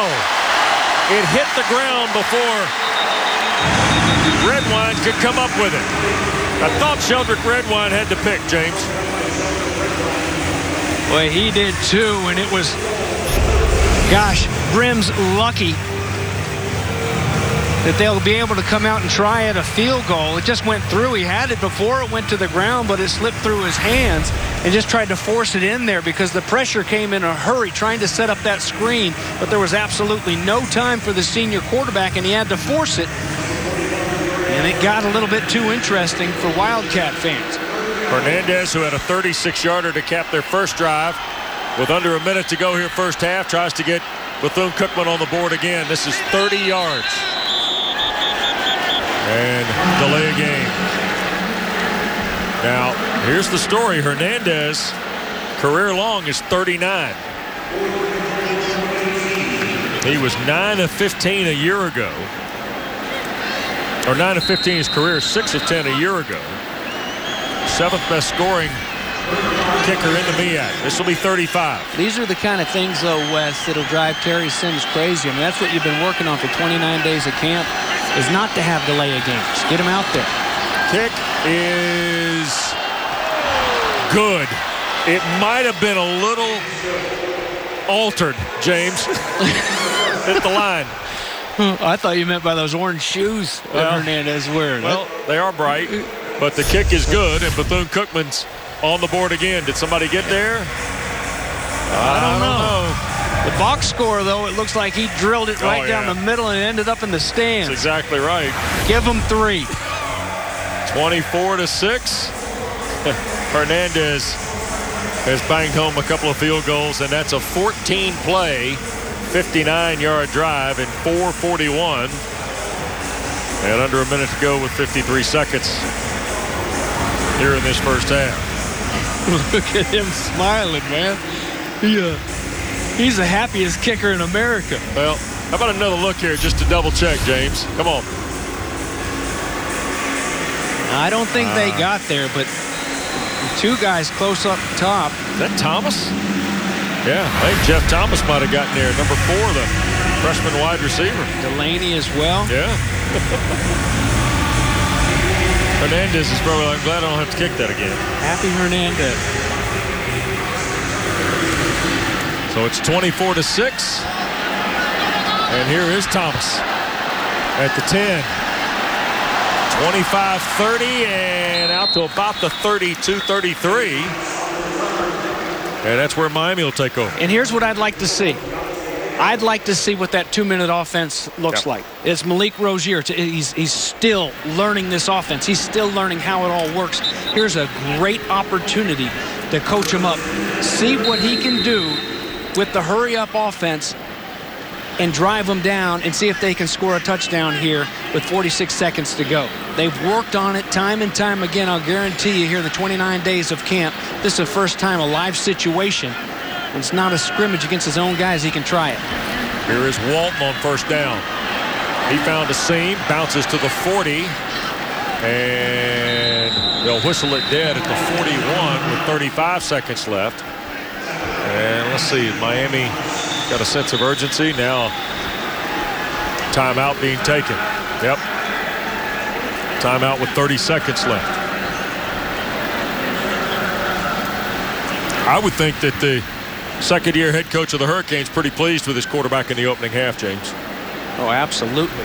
He saw what he was, I think what he was most excited about, you know, hey, this day and age, these guys can throw. I mean, they throw the ball. They go to all these passing academies. We've seen some of these amazing catches that you used to see once in a blue moon back in the day. Now you see it all the time. It's just they practice. They pitch and they catch. Or as Bobby Bowden used to say that Mark Richt told us yesterday, just give him the ball. Just give him the ball. Just give it to him. Well, he can give it to him. He knew that. But I'll bet you one of the things that Mark Richt is most excited about was the first play from scrimmage when he tucked it on that zone read and he went around that corner. He's like, oh, this is a nice toy to work with, a nice piece in this offense. Especially when you got that guy. Because that number 1 right there is special. Travis Homer's in the package here now with Rozier in the final half minute. Second down and 1. And here is Homer. He'll have the first down and more. Travis Homer quickly into the Bethune-Cookman secondary to the 34-yard line. And Miami hustles to the line. Canes are out of timeouts, by the way. They look good. Rozier getting them up there. And there's the spike at the of kill it. Clock. Or Travis Homer. I know this is not in vogue to say, but he runs with that little lean like Warwick Dunn. Yeah. I think he's a lot thicker than Warwick Dunn. Yeah. Even as a sophomore. 42 yards on 3 carries for Homer. With 1,300 yards as a senior in West Palm Beach. They're a lot easier to hit, a lot more of a target when they run straight up and down. When they lean like that, you don't get much. Rozier looking for Harley, who went out of bounds and then came back in, but was he helped out of bounds? The flag comes in. Pass interference. Defense, number 26. There it is. 15-yard penalty, automatic, first down. Harley didn't put up much resistance. He's 5'9", 160, so it didn't take a whole heck of a lot to run him out of bounds. DeJuan Jackson, the guilty party on the PI. And with that, look at you march him all the way down. So here, down the bottom of your screen, you know, I mean, it's two guys with their hands kind of going at it. That's a tough one to call on a guy, and he was a little bit surprised when he popped up. Fumbled snap, but they fall on it. Second down, they got to hurry the clock. Nope, it expired on them. Well, I don't know that he was ready. Yeah, he wasn't. You're right. Get right back on it. And Gauthier has had some good blocks, but he's had a couple penalties. There's a snap. I don't know whose fault, but quarterback and center not on the same page. And remember, Gauthier, he was a new guy. Nick Linder, he left the team about a month ago, didn't he, Wes? The center That's that right. had been here for a long time. Yep. So some things definitely coming out of that first half. There's a whole lot of pretty. There's still some things to coach him up on. Well, Malik Rozier and the Canes turned away at the end of the half, but they've had a pretty good start to this 2017 campaign. Miami 24, Bethune-Cookman 6. Hardy's halftime report coming up next. At 8 o'clock Eastern, alongside Jesse Palmer, Joey Galloway, I'm Adnan Burke. We know how historic these two teams are. We know how much talent is there. So, Joey, who's the best player you're most looking forward to seeing on the field Saturday night? I want to see Bo Scarborough. Somehow, some way, Alabama continues to get these running backs that can run through you or go around you. Alabama firmly believes if Bo Scarborough stays healthy in the national championship game, they would have won that game. That's how confident they were in his abilities and what he was doing in that game. It was a completely different football game when he was there to run. He's so physical and so fast. When he gets to your secondary, there's not much you can do with him. I think it's going to be Florida State safety Derwin James. Not only is he their best defensive player, I think he's the best player on Florida State. Was sensational as a freshman 2 years ago. Only played 2 games last year because of a knee injury, but now he's back on the field. And this guy's versatile. Excellent in coverage, lots of speed, good closing ability, very good against the run. He's a good tackler. Charles Kelly, the defensive coordinator, loves to send him on blitzes. He can make plays behind the line of scrimmage. The reason I love Derwin James, though, heat-seeking missile. Maybe the best hitter in all of college football. Alabama's receivers will know where he is, especially when they're running over the middle of the field. His skill set to me is very comparable to Jabril Peppers for Michigan last year. There's been a lot of hype around Derwin James this offseason. Can he win the Heisman?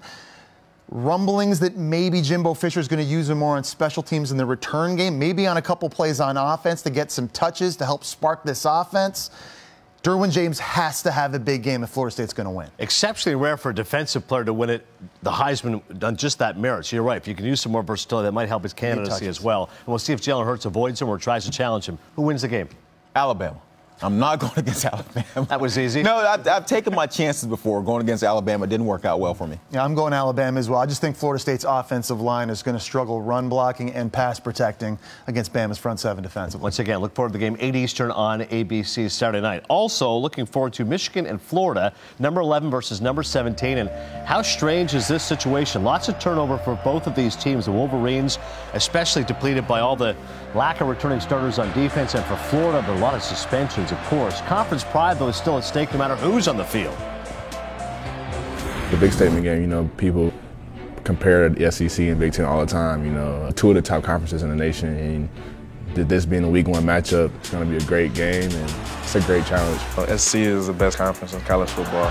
Anytime you get an opportunity to play a team from a different conference, you know, it's kind of relieving. Our main thing is just going out there and just proving that the SEC is the strongest. If we do want to go out there and win that game, it'll set the tone for the rest of the season.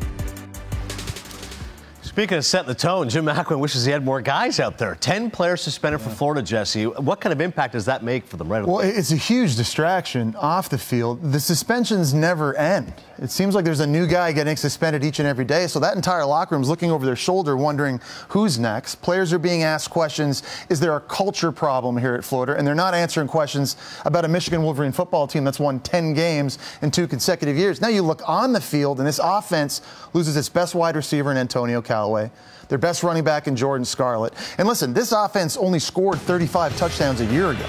Second fewest in the SEC. They're not explosive anyways. So now you've got a redshirt freshman quarterback in Felipe Franks making his very first start in Dallas at Jerry World. He's without his 2 best weapons. There's so much more pressure on him now, Joey, to have to do more. Well, there's enough pressure with just the fact that you said they weren't very good on offense anyhow. And everyone's been waiting to see when will this offense at Florida catch up to the defense. They've been pretty good on the defensive side when they're healthy, and they just can't put points on the board. And so now you have Felipe Franks coming in, surprised that Malik Zaire is not the starter. Transferred in from Notre Dame, and they thought just because he's played, he would be your starter. You need some veteran leadership. But Felipe Franks must have showed McElwain and that offensive staff that he is the guy. So they're going to go with him. These guys have to go out and get behind this young quarterback and play their hearts out if they're going to have a chance to beat Michigan. Not only Malik Zaire, I would have thought Luke Del Rio would at least surpass Felipe Franks in the depth chart. But the young man who's never thrown a pass in college, he'll be the guy against the Wolverines. Lots of great action to look forward to on Saturday, including Oklahoma in action against UTEP, Baker Mayfield and company. Lamar Jackson, Louisville will face Purdue Saturday night. USC, a lot of hype around Sam Darnold, Saturday at 5:15 Eastern. And West Virginia and Virginia Tech later on ABC. That'll be Sunday night, also streaming live on the ESPN app.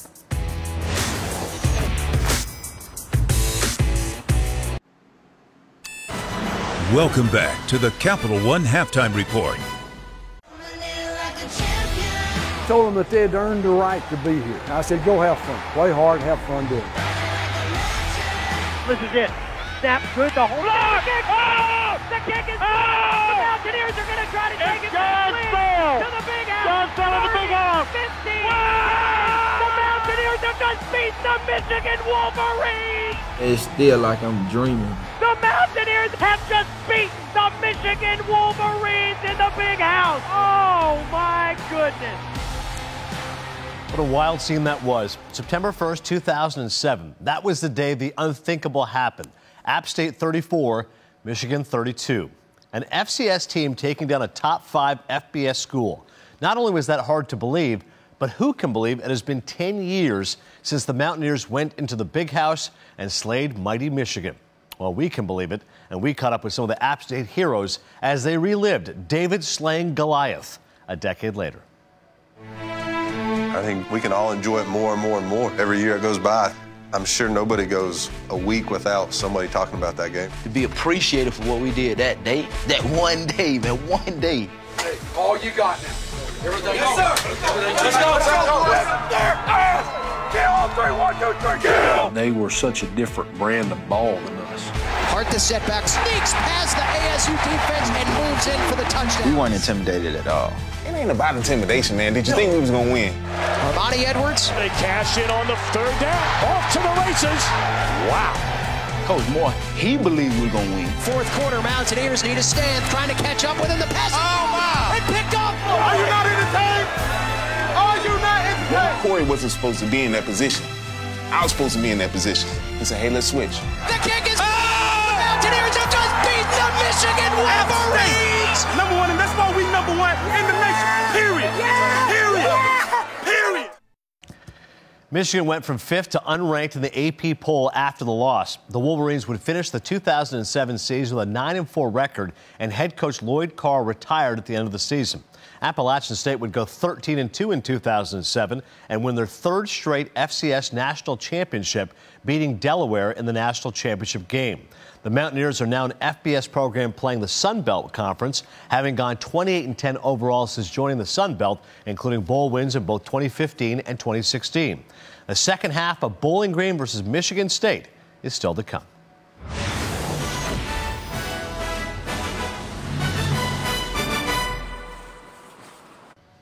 That will do it for the Capital One Halftime Report. Stay tuned to the ESPN family of networks for all of your college football coverage. Enjoy the second half.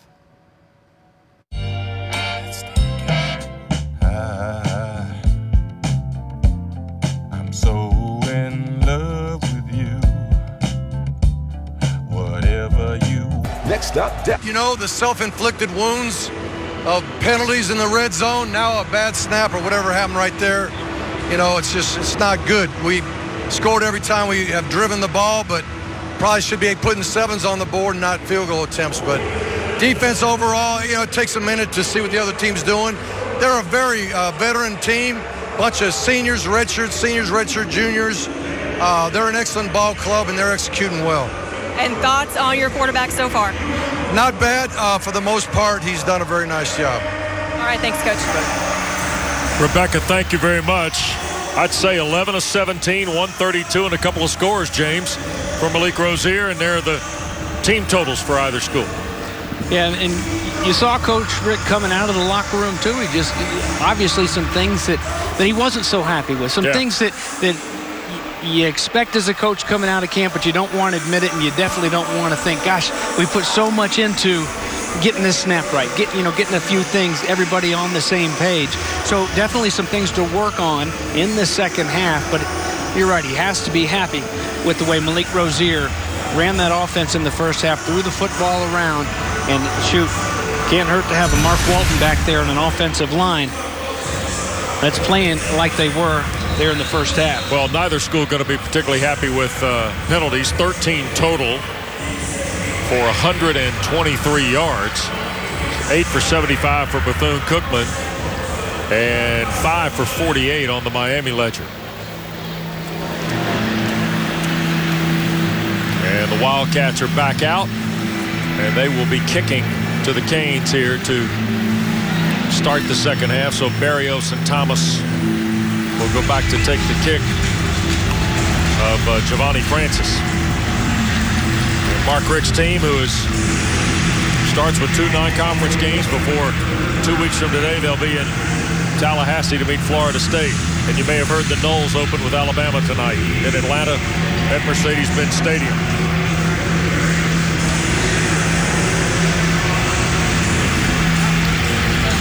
It is a big weekend for the ACC, coming off maybe its best year ever as a football conference. Not just Clemson winning the national title, that's happened before, an ACC school winning the crown, but the overall power of the league in 2016, can it maintain its spot in the road as 2017 unfolds?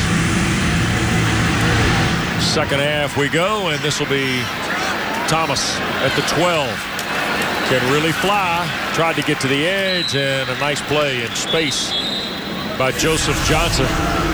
Well, we talked about Rozier in the first half, and he was steady in his second start. Absolutely, in the first start here in 2017, the battle in camp announced a little while ago that he was going to be the guy, and he certainly looked like the guy in the first half. And when you've got a little bit of a balance where you can run the football and have some success, you pick your poison as a defensive coordinator on what you're going to take away, what you're going to stop. And with the 1-2 punch, these receivers, for Rozier to toss it around to, and Mark Walton, that's not fun for any defensive coordinator out there. Walton in the backfield. Oh, yeah! Play fake Rozier. Berrios is wide open. Rozier is going to keep it across the 40 and then out of bounds at the 42. It'll be a 14-yard run on first down for Malik Rozier. Well, he was going to tuck it and go the whole way. That's the way they started that first half. They wanted to get him lathered up and use those legs. Look at Berrios blocking down the field. I've been impressed with Braxton Berrios. You mentioned a little bit quiet last year, and he can play any of those wide receiver spots. He's a good return guy, too. He's an important piece of this Miami puzzle. And on the touchdown to Walton earlier, he was blocking his tail off. Here goes Walton. First carry of the second half. He had 124 on a dozen takes in the opening frame. Dyshawn Ray, big 300-pounder. Redshirt senior moved out of there to make the play on Walton. That big orange wall in front of Mark Walton. The way they get up and move. It's any offensive lineman from the move like that, but especially these huge guys. Rozier looking for Cager. Wide open. Downfield inside the 25 to Lawrence Cager. Big redshirt sophomore who missed all last year with an injury has had a very nice debut here in 2017. That's 33 yards. Well, there's the back end of it, but miscommunication there defensively to let a guy like Cager just run free down the sidelines. Good job by Malik Rozier to find the easy one, pitch it out to him, and now they're knocking on the door one more time. Rozier looking middle of the field, and boy, it looked like that time Langham got tripped up as he was trying to turn it toward the post, James. How about some of these weapons for Mark Richt? We've seen Harley early on. We haven't seen him in a while. Look at the big body on Langham, who's had some nice catches, a touchdown catch, had the big 46-yarder earlier where he looked it in while he had the hand going in front of his face. Braxton Berrios is doing a great job. DJ Dallas, haven't seen him yet. And we haven't even mentioned Amon Richards, the freshman phenom from last year. Richards tweaked a hamstring a couple of weeks ago. Did not go through the third scrimmage. And they are making sure he's all the way. Those hamstrings can be funky little injuries, James. You get into the fall, can drag on if you're not careful. They want to make absolutely sure with the sophomore Amon Richards. There he is. Turning the corner is Herndon, the tight end. Well, add Chris Herndon, the fourth, to the guys who have played tight end at the U that have some athleticism. That's a 9-yard play. First time we've seen Herndon catch it.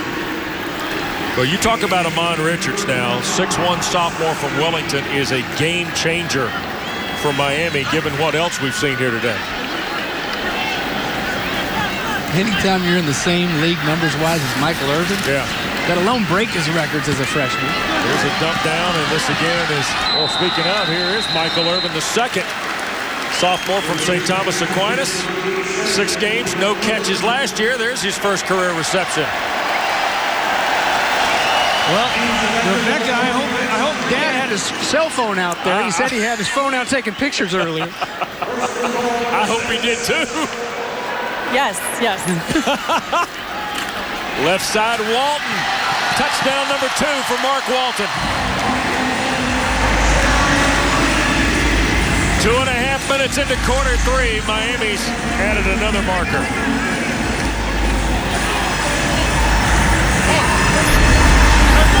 Herndon's going to set the edge right here. He goes up to the second level and clips off Daquan Richardson. And there's a guy in number 1, West, that doesn't need a whole lot of help to get to that corner. There's his offensive coordinator, Thomas Brown, former Georgia Bulldog, coach and player. Yep. 6-yard run, 7 plays, 72 yards, 2.5 minutes. Badgley's point after is perfect. And Miami now out in front 31-6 here in the third quarter. And well, Amon Richards, you mentioned the numbers a year ago, James. And his absence today not affecting Miami, but you start looking at what he did a year ago. There's a big play on the Knolls for the rookie. And then we saw this one live at Virginia last year. And it's overused to hear someone say, oh, he runs like a gazelle. But it fits. If it fits, you can use it, I think. Amon Richards there. When he gets going in the open field, what a beautiful runner to see him take off. And there you see his numbers, 934, led all freshmen in the country last year. And you're absolutely right about that hamstring. It's, as big as next weekend is, too. It gets tougher to go up to Arkansas State. If he's not 100%, it'd be tough to play him, because if you get to where it's just past the point where it's nagging you a little bit too much, it's going to be something that bothers him all season long, and he's too big of a weapon as they get into it. Florida State coming up. Here's Badgley cutting a third of the field off on this kick from Mitchell. Boy, great placement by the veteran place kicker Badgley. And so it'll be a touchback, and the ball will be spotted at the 25. Look at that mullet, Wes. Look at that mullet. Badgley's got a mullet. Badgley. Look at that. Bidding for early Batesy Award checklist. Whoa. Is that what you're talking about there? Yeah. Is he already on the preseason Batesy list? He might get the trophy. No, wait, we're early for that. Yeah. He got a dap from his coach and a rub of the mullet. That's got to be good luck. But you like the cut, don't you? Huh? Yeah. Well, Miami's defense back out there, and the Canes. And Mark Richt, I thought, very interesting in his chat with Rebecca about, hey, look, you're not sure what you're going to do defensively, so you get out there and you got to make the adjustments and give the Canes credit. Here's Larry Brim on first down, getting it into the hands of Kevon Mitchell. Boy, and the white helmets were flying that time on the speedster Mitchell. Michael Pinckney is back on the field now for Miami. There is 56. We had to miss the first half because of the targeting call in their bowl game. There he is. I bet you he's chomping at the bit. Get in there with his 2 freshman buddies from last year, now all sophomores. They'll dump it out in the flat, and here comes Brown to the near side, and Quarterman races across to pull him down. So now the full complement is there. When you talk about Shaq Quarterman, Michael Pinckney, and also Also Zach McLeod. And Dwayne Brown is shaken up for Bethune-Cookman. And Big 57, the transfer from Eastern Michigan at nearly 340 pounds, trots off. Interesting. They get a lot of those transfers, guys that want to come back to the state of Florida and play right away. 3 Florida kids, though. You mentioned those linebackers, Wes. Pinckney and Quarterman from up Jacksonville area. Pinckney from Jacksonville Reigns, and Zach McLeod from down here, South Florida. From Lantana. There's a big third down for those backers and the guys up front. Here's the throw by Brim, and batted up in the air, and coming back with it is Trajan Bandy. Excited about Bandy's presence here in Miami. Larry Brim thought it was incomplete. Flag down. Flag on the play. Delay a game. Well, there's one that you don't mind. Wow, he got tagged by McIntosh as he cut it loose. 4th delay penalty against Bethune-Cookman. Boy, Trajan Bandy has a nose for it too, like D. Delaney, doesn't he?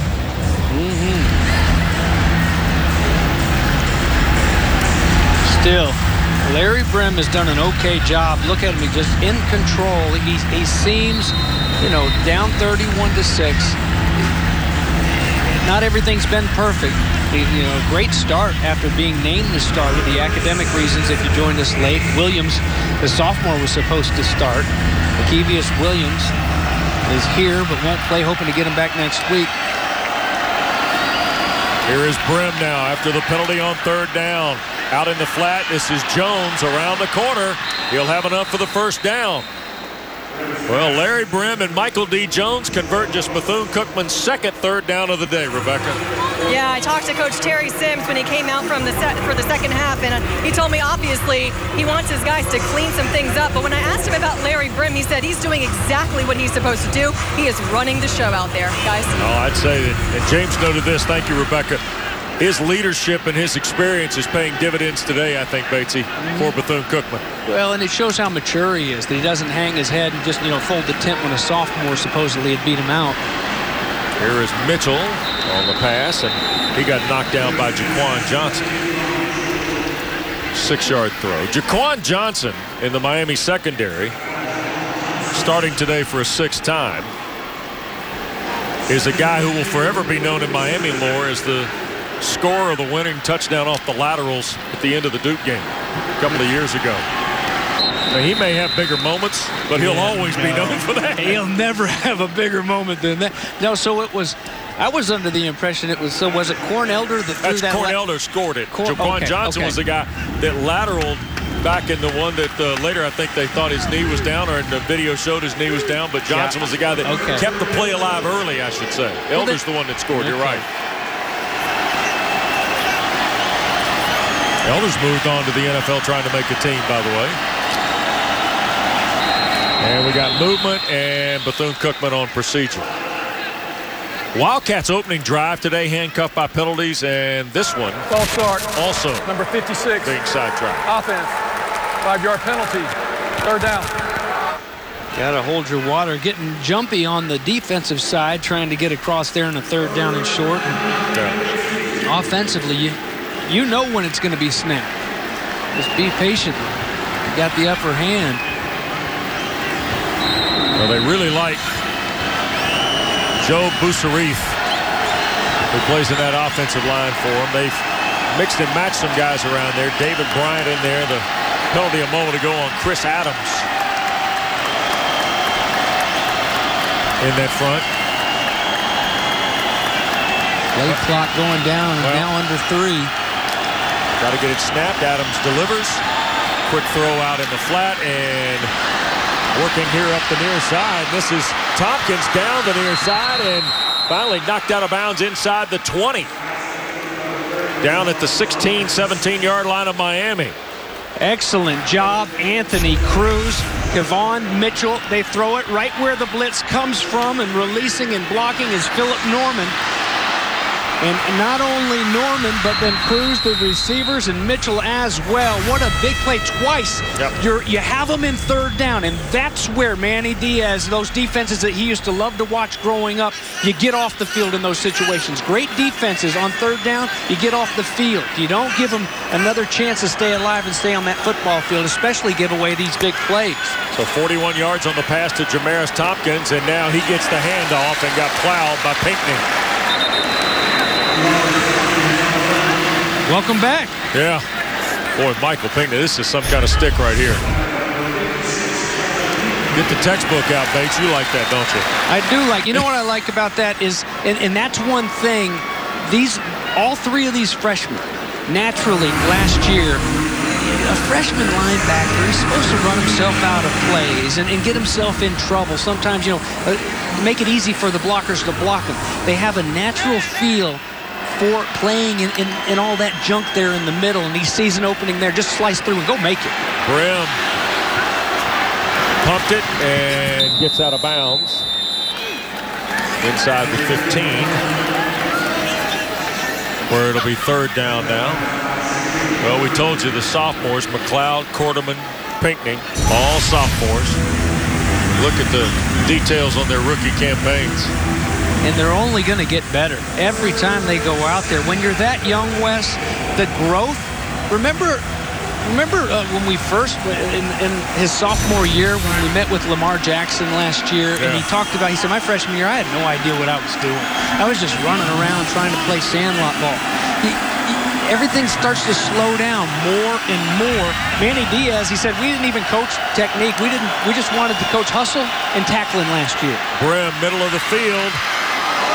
And a big lick at the goal line. Put on Donald Johnson, the fourth. Hey, Don Johnson is supposed to run things here in Miami. You can't treat Don Johnson like that in Miami. Robert Knowles, the hit. Knowles dropped him, didn't he? That was Brim going to try and sneak it. And I'm not sure Larry Brim got in. Canes say they got the football. Now Miami says they have the football.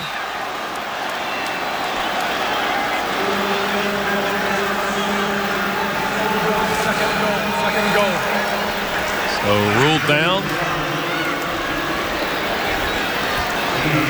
And just outside the east goal here.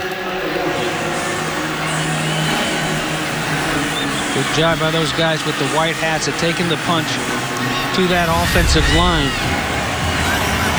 to stuff it. Jones back in the ball game.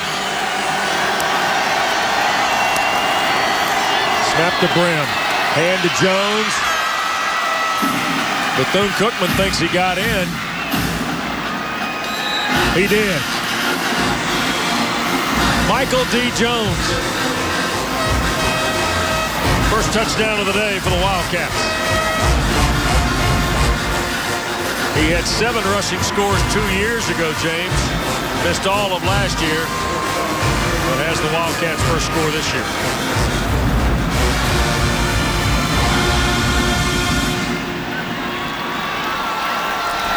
"11 plays, 75 yards, and 6:14.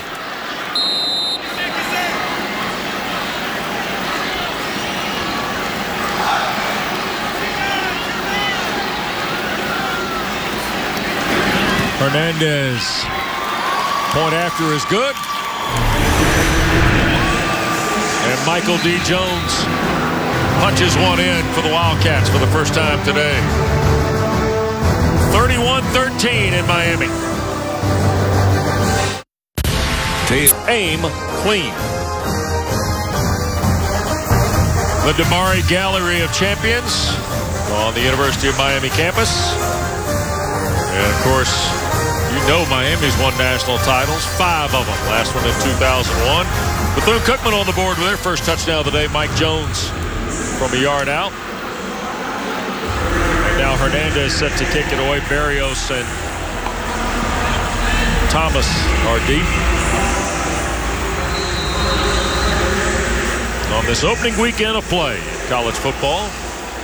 Week 1. Last weekend I heard called week 0, James, just so you know. All right. That'll work. End over end kick, and this will be Thomas off the 2. Wow. Daquan Richardson. Hello. We need a break after that. So does Thomas. Big lick by the guy they call Deuce Deuce. We'll return to Miami Gardens in a moment. Meet the all-new. Part of James, when you get your beverage, you use the food tray to fan off with it. We find our DQ fan cam all over Hard Rock Stadium.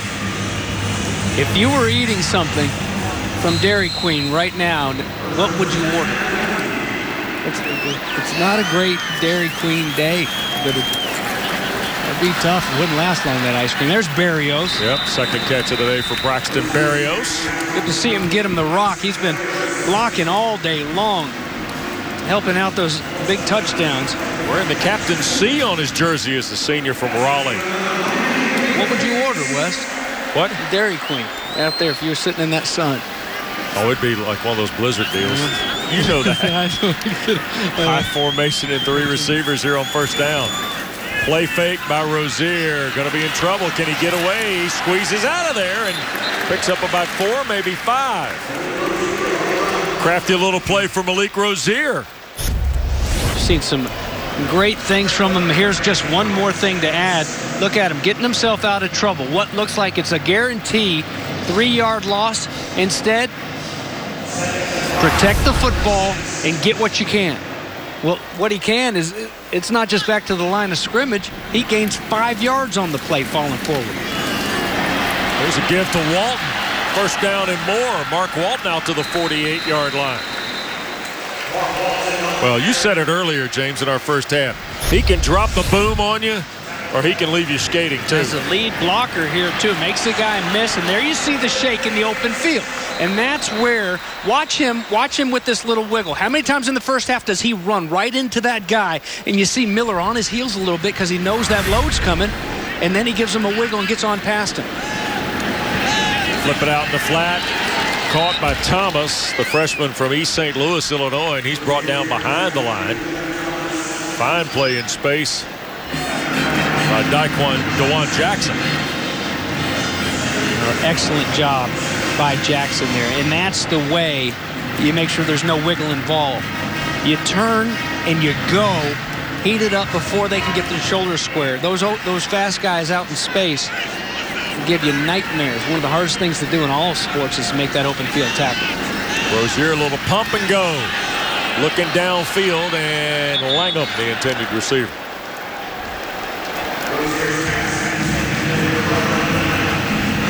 Just ahead of 4 minutes to play here in the third, and it'll be 3rd and a dozen now for Miami. Quickly into 3rd and long of the Canes. They are 4 for 5 today on 3rd down. Defensively, know where those sticks are. They're trying to get up there to the 41-yard line. Know where they're trying to run those routes. Rozier tried to rip it across the middle of the field. Intended for Michael Irvin, and it got broken up by Marquise Hendricks.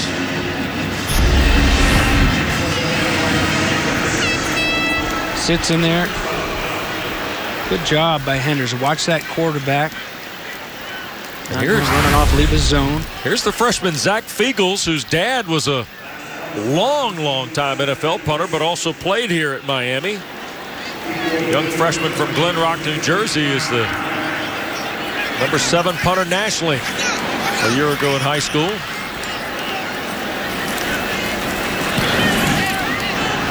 Hangs it high.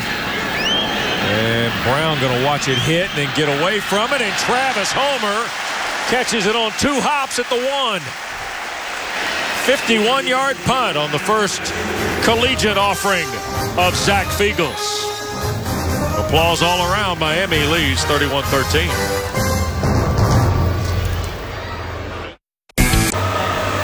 Miami in front, 31-13, and our Toyota Let's Go plays this segment. How about beautiful Hard Rock Stadium, James? It's changed a lot since we were here last. I like it. I'd say 2 years ago, you bet. And they've got the canopy now covering the full seating area. All sorts of clubs and other amenities. And our venue here for television, just outstanding. Tupac Ismie is the running back. Brim to throw and offline, throwing it out in the area of Jawill Davis with Trajan Bandy out there in coverage. And here's some of the notes on this full renovation. The club level and 147 brand new suites. And then party terraces, and the parking lot's been overhauled as well. Beautiful venue, not only the home of the Canes, the home of the Miami Dolphins. And of course, this is the site of the Orange Bowl, and it's also in the CFP rotation. Second down. And did we get movement there? Hard to tell. Ball start. Number 58. Montel Jordan, James. Second down. Apparently this is not how we do it. Transfer from Akron. I know. It's just right there. You cannot let that go by, can you? I know. You know how hard it's been for me not to say I ain't mad at you whenever Tupac's in the game? Oh my heavens.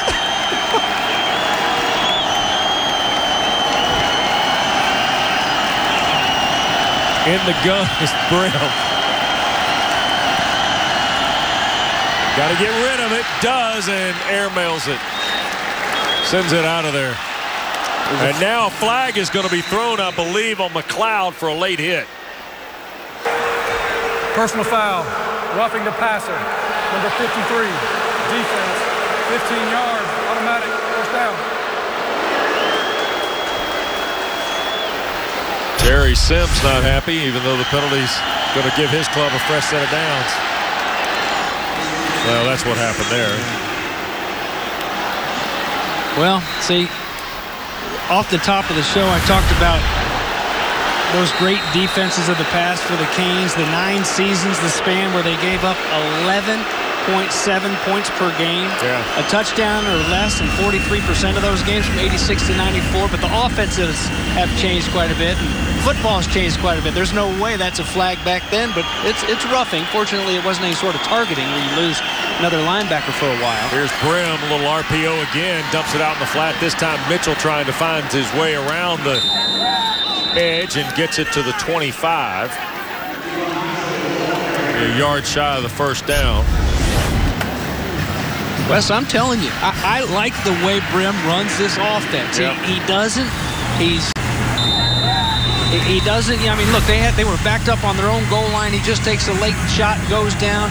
He's very much in charge of this offense and running the show. And I think it's going to be a good season for him in the offense once they get into the thick of their schedule. Hand off to Ismie, and Chad Thomas is having none of that. We'll talk about another guy that lit it up a year ago. He is primed for a huge year for Miami. And how many times do you see guys like a bull in a butcher shop just going back there, just running and out of control? You see him break down. Let him make his move, give him a one-way go, and use those long limbs to reach out there and throw him down.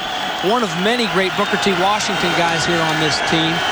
Booker T. had a big loss at Central a couple nights ago in a close game. Here's Brim scrambling on 3rd and short. And he'll cut it loose before Quarterman got to him, but it's ruled incomplete. And there'll be a punt coming for Bethune-Cookman. It's so much fun for me to watch through that defensive lens, to watch a guy see the gap, see the angle, and go make it. Not hesitate at all. And here's Quarterman from his middle linebacker spot, just cleanly. He sees it, goes, and when he decides he's going to go make it, it's one thing for a guy to say, hey, that's where I would have gone to make the tackle. But you got to have the athleticism to back it up. He has it all right there. Has the burst, finishes, nice clean lick. Good job by Quarterman. Get off the field. Francis toward Barrios. Running catch of it for a fair catch at the 47-yard line. And that's where Miami will get started. Just a 29-yard punt there. Well, week 1, we've got plenty of storylines for you in the Atlantic Coast Conference. Of course, Miami, the preseason favorite in the Coastal. Don't count out Justin Fuente's team, who plays tomorrow night at FedEx Field. against West Virginia. 5 teams in the preseason top 25. And then, James, you may have heard Florida State, Alabama tonight in downtown Atlanta. Oh, yeah. Yeah. Derek Nottie will be there, by the way. Ooh. Travis Homer in the backfield as the Canes get started from the 48. Be fun to watch. Be fun to watch West Virginia and Virginia Tech as well. Here is Homer, and he'll get 8, almost 9 on first down. Well, the Noles come back. You don't know the running back, per se. Patrick Akers certainly in the mix. You know about Francois, but here are the details on where Jimbo Fisher now has Florida State. And the preseason pick to win the ACC title. As you see Homer pick up the first down yardage. James, the biggest challenge tonight for Florida State is what, in your opinion? Well, I don't think that Hurts is a world beater. That's the thing. I think that if they can shut down the run, which is, that's a tough task, but it's still. Florida State's as big and physical as anybody in the nation, and I think that they can. And so they can take away that run game and make that quarterback beat you. Look at Travis Homer going second and third level that time inside the 25. First and 10 for Miami down near the 22. One of Homer's better runs of the day. He runs a lot bigger than 5'11", 190. When he lowers those pads, and just these guys, these backs, they do such an excellent job of keeping those legs churning. Thomas Brown, not only the offensive coordinator, but the running back coach as well, does an excellent job with those guys in his room. Berrios, touchdown.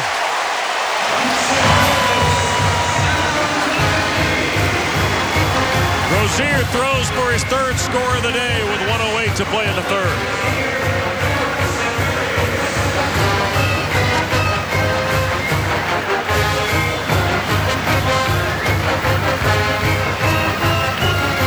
Two-yard strike here, James.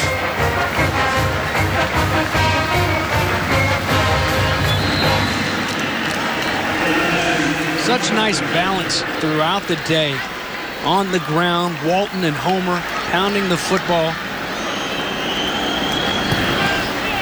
And Badgley's point after is good. We go right back to the air. Here's Berrios. He can play any of those spots out there at the wide receiver position. And, well, defensively, Arthur Williams is standing over him, looking inside, but he's straight. Like, with these Miami receivers, you better be out there and be on the balls of your feet and have your knees bent, because you're not going to have much of a chance even when you are in an athletic position. But to stand there, legs locked on your heels, and just let a Miami receiver come running right at you, it's over before it even starts. And that was way too easy for the Canes. But Berrios and Rozier will take it. Good protection up front. And the Canes really have things rolling on offense. Nice day for Malik Rozier. 3 touchdown passes. And they've all kind of been different, dynamic. I mean, that one was on the money with a little zip behind it. The other two, fades to the corners, James. And yet he's thrown the deep ball, too. Kevon Mitchell will wait on the kick by Badgley, and it's over his head.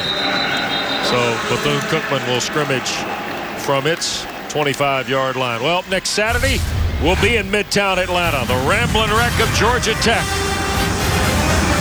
back home at historic Grant Field after they open against the Vols on Monday night. And they'll get Jacksonville State, who beat Chattanooga last Saturday in their opener. And Georgia Tech just outside the AP top 25.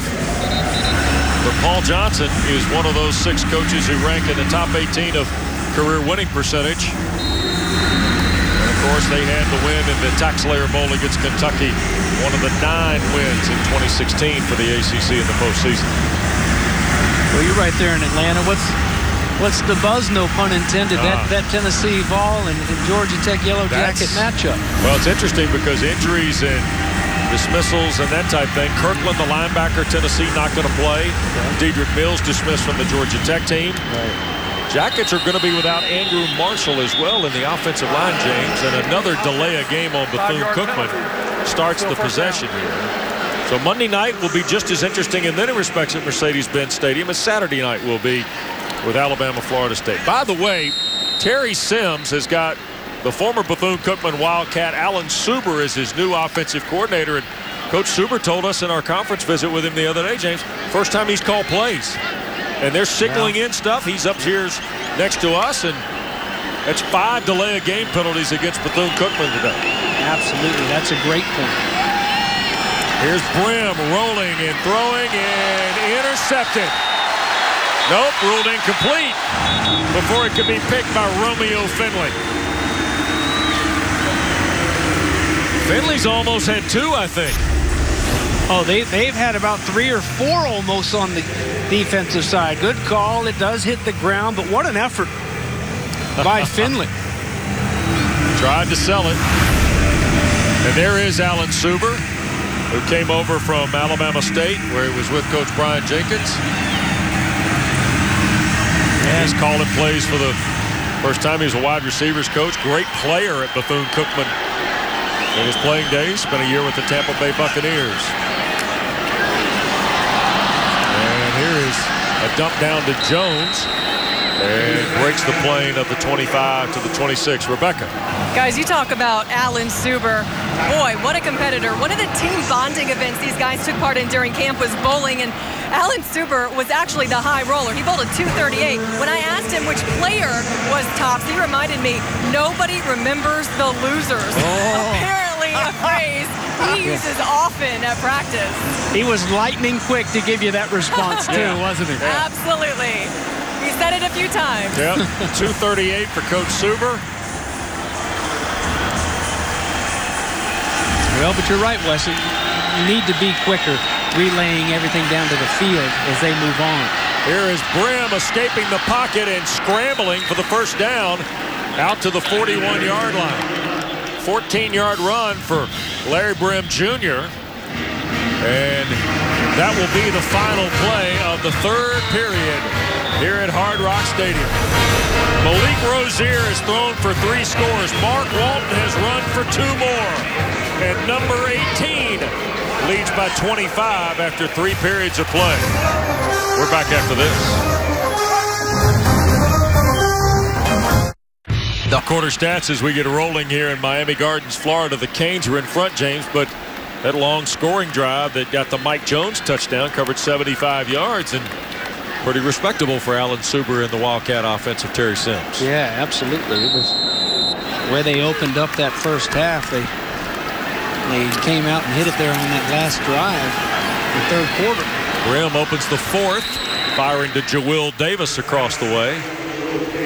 Hey, what, Davis, an 11-yard catch that time, and adds to his tally. That's his 5th catch of the day. Michael Jones has 5. Kevon Mitchell 4 of Larry Brim's 21 of 31 here today for almost 200 yards. A little bit faster over the ball now, and we'll counter back, and this is Tompkins. Wow, nice play in the open field, and that was D. Delaney crashing down from the corner.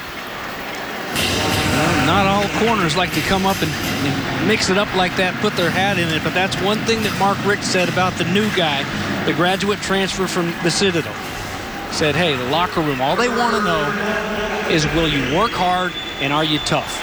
Ability, you can throw that out the window. They just want to know what kind of guy are you before they'll let you lead them or follow you with anything near that. And there's a nice first down on 3rd down and short tonight throwing to keep those chains moving. Jamaris Tompkins picks up the conversion. So 1st and 10 for Bethune-Cookman. Rebecca, more on D. Delaney, huh? Yeah, when we were talking to offensive coordinator Manny Diaz, he compared D. Delaney to Miami Marlins slugger Giancarlo Stanton in his home run record, saying he is picking off a pass or forcing a fumble in every game this fall that we've had. It became expected, normal. He said the other guys on the defense were seeing him, and it became contagious. So look out. Yep. Well, he comes in with 13 career interceptions in his 3 years at the Citadel. And we were talking this morning in our production meeting, and I fully expected Delaney to come up with something here today, just based on the ratio of practices to picks and turnovers, James. Yeah, you know, there was a little bit of a stretch, though. I would go so far as to say, guys, it's one thing they're going to need to work on, because there was a little bit of a stretch where even Bethune-Cookman started going after him. They saw a little bit of a weakness, but not anything that can't be corrected. I mean, he held his own, was an All-American at the last level at the Citadel. But this is a whole new ball game here at Miami, especially in a couple weeks when you get those big hosses up in Tallahassee going against you. Out in the flat, Tompkins can't hang on. Well, Larry Brim Jr.'s had a nice day, but he's also taken some hits. That was Demetrius Jackson who socked him early. Yeah, Demetrius has to be careful. He went up high there, gave him a little pop. No flag thrown there, but you get the wrong official back there that's quick on that trigger finger, and that'll cost you. You got to be careful, and you got to be able to pull up. Yeah, it's fun to give them a little bit of a pop. Those are quarterbacks on the other side. I get it. But you also have to be smart. 3rd and 10 here for the Wildcats. Brim flips it in the middle, and here is Jones picking up another first down. That's well done to Mike Jones, who's had not only a nice day running the ball, but a nice day in the receiving game. That's 19 yards and a first down. Boy, open up the floodgates, and earlier Bethune-Cookman defensively did a great job on the screen pass and snuffing it out, just realizing it's just too easy. Nobody there for Mike Jones, and a nice pickup to keep it moving. Brim loads, throws for Mitchell, intercepted. Malik Young in the end zone. Now he brings it out. 10, Young 15, 20, out to the 24-yard line.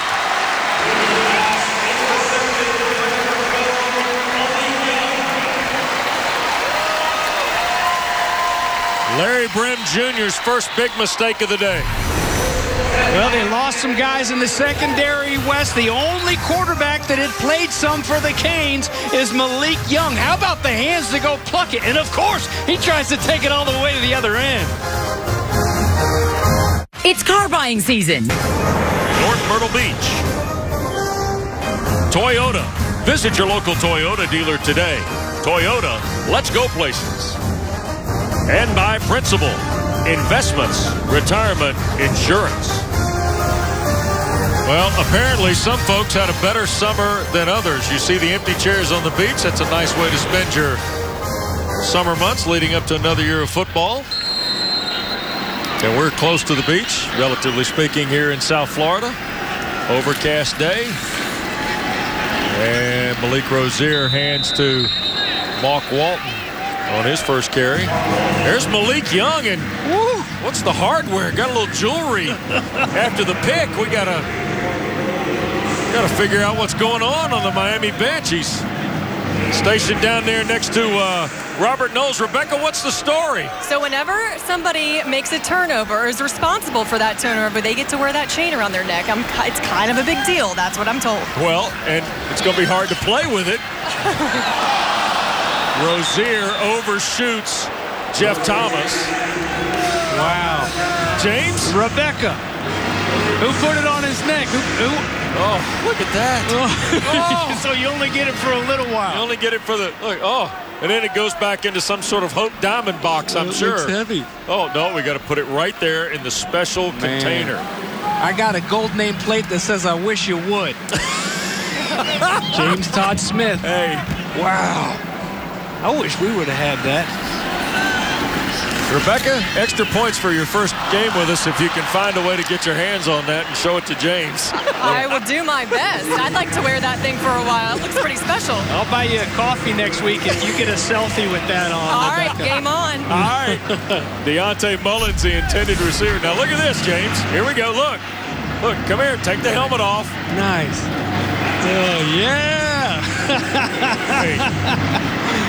Well, the late Burt Parks didn't hand out crowns that good. Oh, my.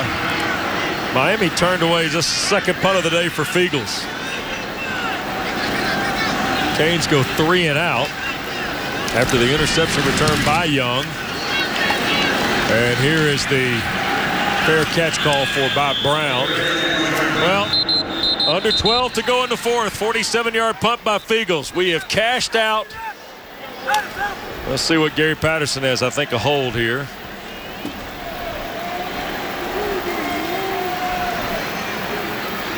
A lot of discussion on the exchange of the punt.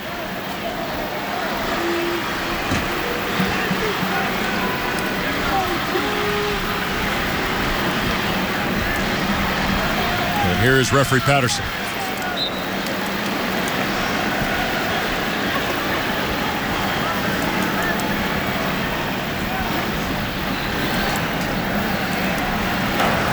Holding, number 7 on the return team.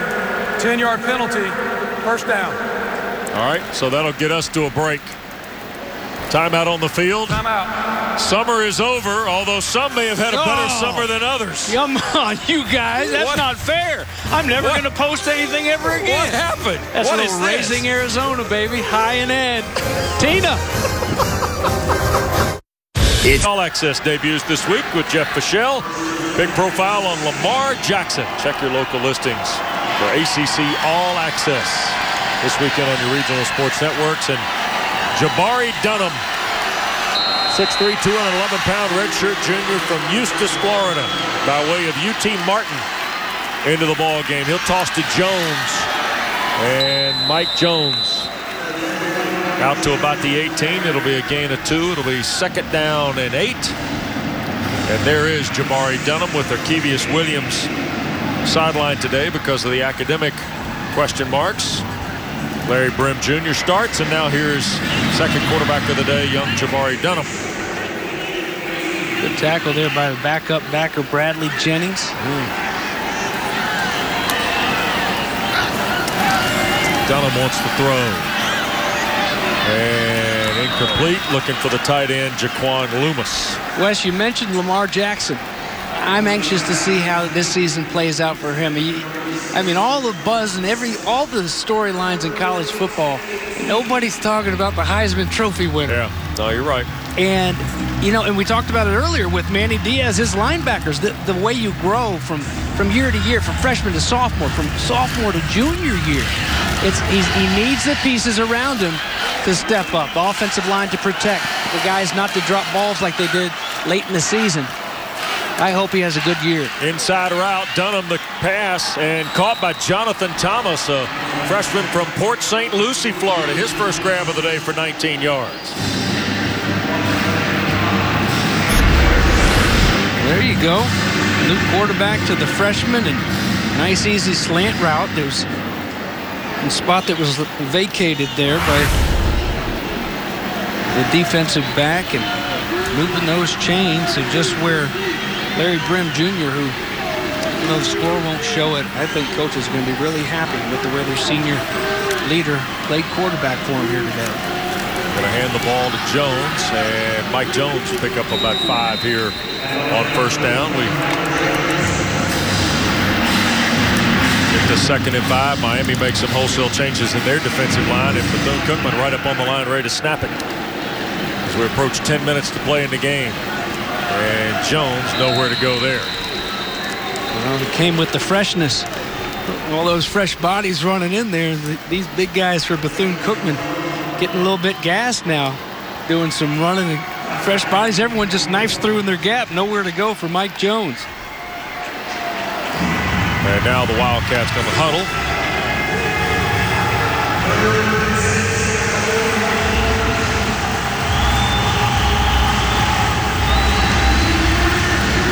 What do you think, though, Wes? Lamar Jackson.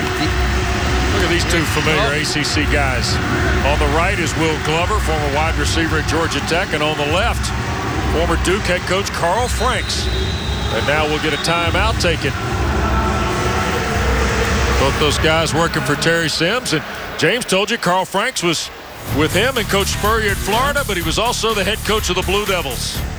That's right. He was running back coach for a while at Florida, and a linebacker coach for 1 year, recruiting coordinator all the time, and actually just saw Coach Franks a couple weeks ago in Daytona. Yeah.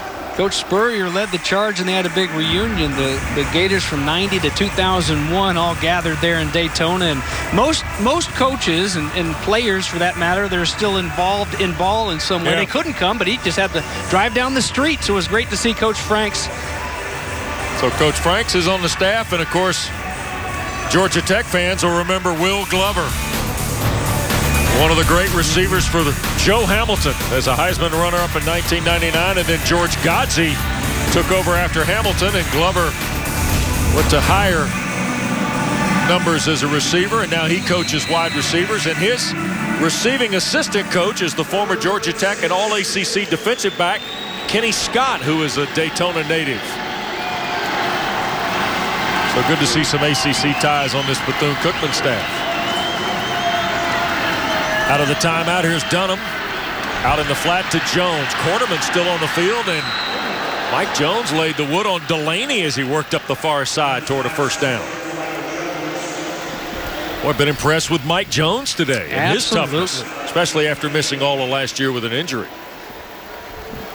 He'll be these guys, this offense, when they get into the thick of their schedule, their conference, that, you know, more at their level. Let's, you know, call it what it is, really. When you talk about depth and everything, at times they flashed where they can definitely hang, but, you know, the depth takes over. The athleticism just top to bottom takes over. This is going to be a tough out. The combination of Mike Jones and Larry Grimm, I like it. Francis will punt it away on 4th down and out of bounds. So it will go back to Miami. 8:41 to play. Hurricanes lead by 25 when we continue.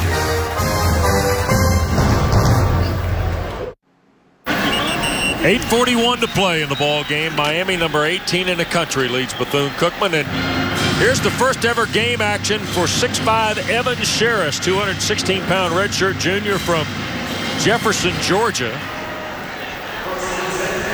who ironically grew up watching Mark Richt's teams at the University of Georgia, but was a guy who committed to the Al Golden administration, signed here, and now goes to work in his first possession with Travis Homer in the backfield. Looks like we're getting some of the second-line offensive line guys in there as well for the Canes. We'll keep an eye on that. And Homer on first down tries to work around the corner. Jair Jones was the offensive lineman trying to help him get the edge, and picked up about 5 on first down. Nice day for Malik Rozier out of Mobile, Alabama, James. Oh, very impressed with the junior quarterback and just his second start, and really his first where he's truly running the show, and this is his game. I think his coaching staff has to be really happy as well. Not only the way he threw the football and threw it so many different ways, but the way he tucked it and ran. Read that zone option, zone read a couple times. Made up his mind, tucked it, and went. That'll give you some troubles defensively. 3 touchdowns, 217 yards of passing. Look at Travis Homer. Cross midfield, 1st and 10. Here's a look at Malik Rozier's afternoon. There's the long ball. Miami fans singing Malik Navidad. They got to be happy, huh? There's nice slant using the big body of Langham down near in the end zone. The fade pass. Barrios, who blocked all day long, did such a good job blocking down the field. You get the blocks, you get the rock. Sheriff's going to look to throw for the first time. Does. Shoots it across the DJ Dallas, who James spoke of earlier, a freshman from Glenn Academy in Brunswick, Georgia, with his first career reception on a 16-yard throw. Boy, nice looking pass. On the run. You see how he's in there barking at him too? That's the one thing, the first thing that Mark Richt said. So what do you really like about Sheriff? Like, he's in command of that huddle. They respond to him. They like him when he steps into that huddle and he takes charge. And another give. This is Homer. Nice spin in traffic, and Travis Homer a first down. On about 14 yards there as we go under 7 minutes to play now in this ball game. Merritt the stop for Bethune-Cookman. Good job opening up. We mentioned the second wave offensive linemen, some of them in there. These big guys, I've been impressed with the way when they'll pull those offensive linemen, the way they can get up and run. Here's Travis Homer. Now working on a day, that's his 10th carry. And Homer now 103 yards, and a flag goes down. toward the goal line as Mark Richt looks on, now 57 years of age. Dead ball, personal foul. Number 84. Offense, 15-yard penalty. The down counts. It will be second down. Deontay Mullins, the sophomore wide receiver, tagged there. Well, James, there's no question. We touched on it at the top.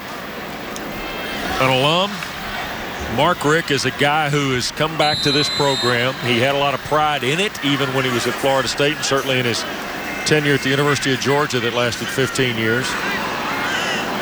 But he has combined the old and the new in a very, very nice fit for Hurricane fans and this program. Sheriffs hit as he throws and over the head of Harley, incomplete.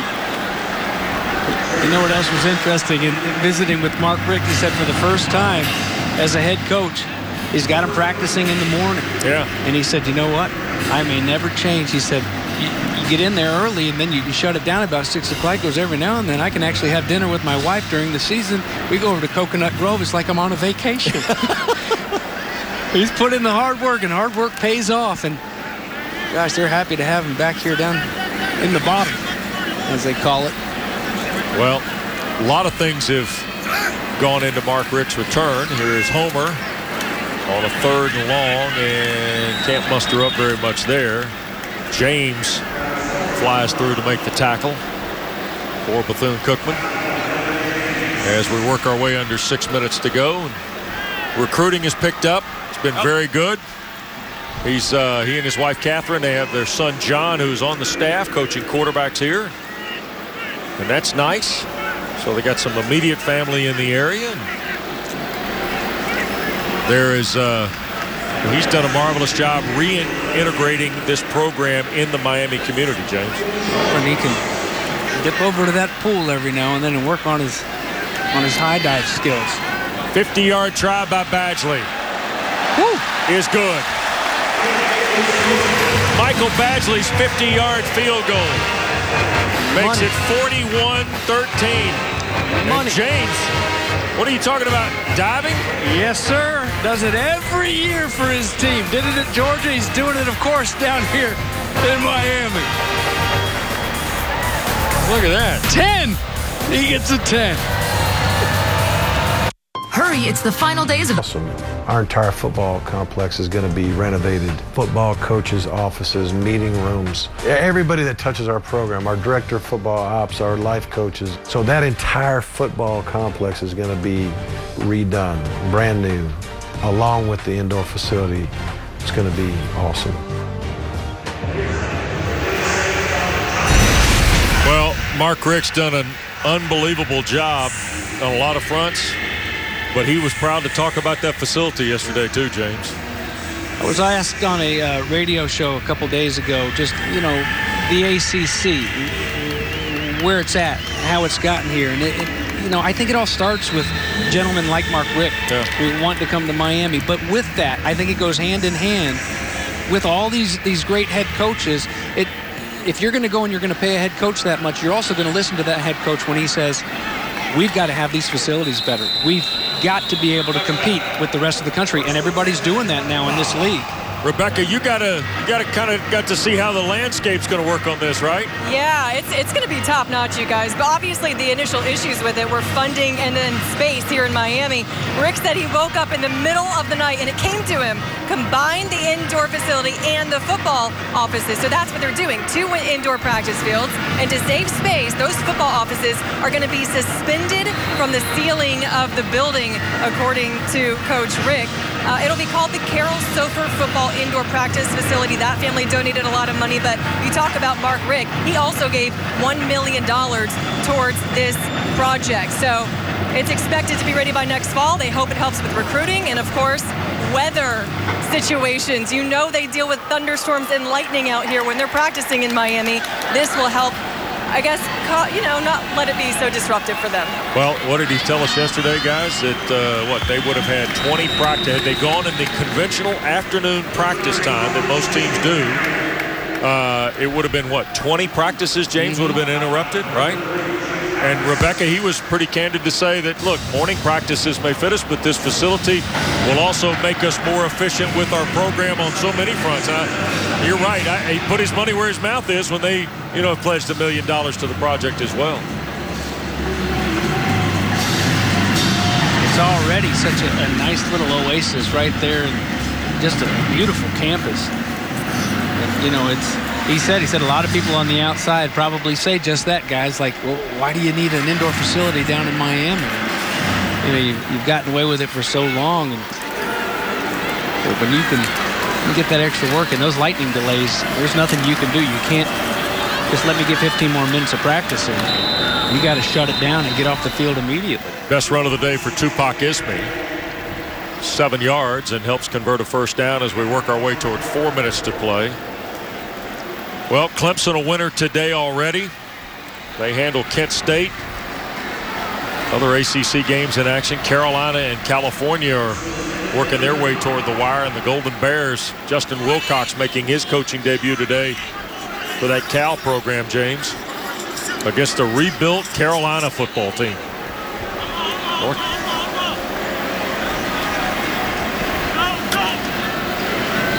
Dunham will hand to Ismie here, trying to find a edge here, and gets it at the near side, down the front of the Hurricane bench, and then crosses to about the 41-yard line. Well, 23-yard run for Tupac Ismie.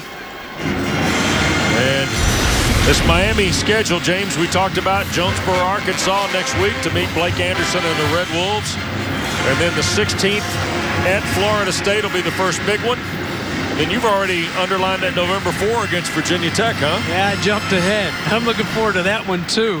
Florida State, of course, in 2 weeks. And then November 4th, they've got a big one with Virginia Tech. Virginia Tech, by the way, now had 8 sacks. They sacked Brad Kaya 8 times last year, and they've got 7 returning starters on defense. So that will be a clash of the Titans on the coastal side. As a whole, when you look at this schedule and some of those tough opponents, you've got Notre Dame on the schedule, of course, again. Right. But Miami last year had so many close games. In their 4 losses last year, it was a combined total of 32 points. So 8 points a game. In the FSU game, a close one. Notre Dame was 30-27. Ooh! Amari Carter just backed up the truck. My goodness. The hit on Loomis. Times it up perfectly, and he does an excellent job of putting that helmet off to the side, not getting a flag. Good, clean lick. Whoa.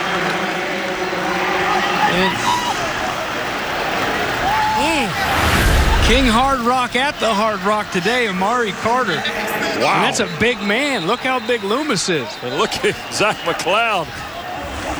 I don't know where that gold chain is, but Amari Carter ought to get something. Get him that fat gold rope for that lick. Man. Oh, man. Wow. What a collision.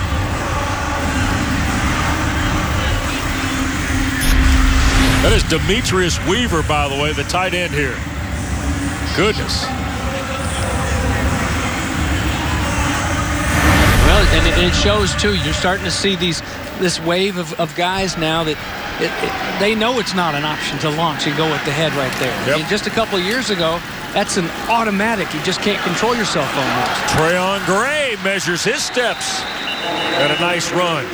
Picked up about 14 as we approach 2 minutes to play. There he is. See, get him that chain and a few more. Get him a whole Mr. T kit for that hit. Ball at the 49, under 2 to go. Well, California's going to beat Carolina today in Chapel Hill, James. 35-24.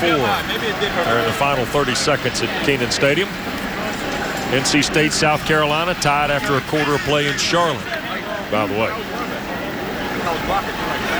And, of course, the big one tonight, Florida State, Alabama, but Louisville also in a Big Ten battle with Purdue, and they're playing at Lucas Oil Stadium in Indianapolis. There's Gray, preseason injury a year ago, so the redshirt junior from Carroll City, who had 145 yards of rushing 2 years ago in just 5 games.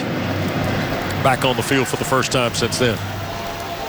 You think those Miami coaches and backup quarterbacks will wear that gold when they go up to Tallahassee? They need to find a new color. You can't even come close to wearing those colors up there. Well, here's a look at the 2 running backs. Pair of 100-yarders today. Really like Homer, James. I do too. Yeah. Well, it was a nice surprise. We've seen our fair share. I mean, Yerby was fun to watch last year. Here goes Gray. Well, he runs hard. And that's a first down to the 41-yard line. One last thing about Terry Sims' team that I wanted to say earlier that impressed me too, the way they continued to play hard on special teams. I think that shows a well-coached football team. When they continue to play all the way through in a lopsided game, they played hard. I think they're going to have a good season, the Wildcats from Bethune-Cookman. Yep. Coach Sims and his team in the MEAC. They've got Southeast Louisiana and then back in this area to take on Florida Atlantic, and then to Howard to open MEAC play before they finally get a home game late in the month, James. 4 roadies to start the year. And that will do it. There won't be another snap. Miami has won now all 4 meetings with Bethune-Cookman.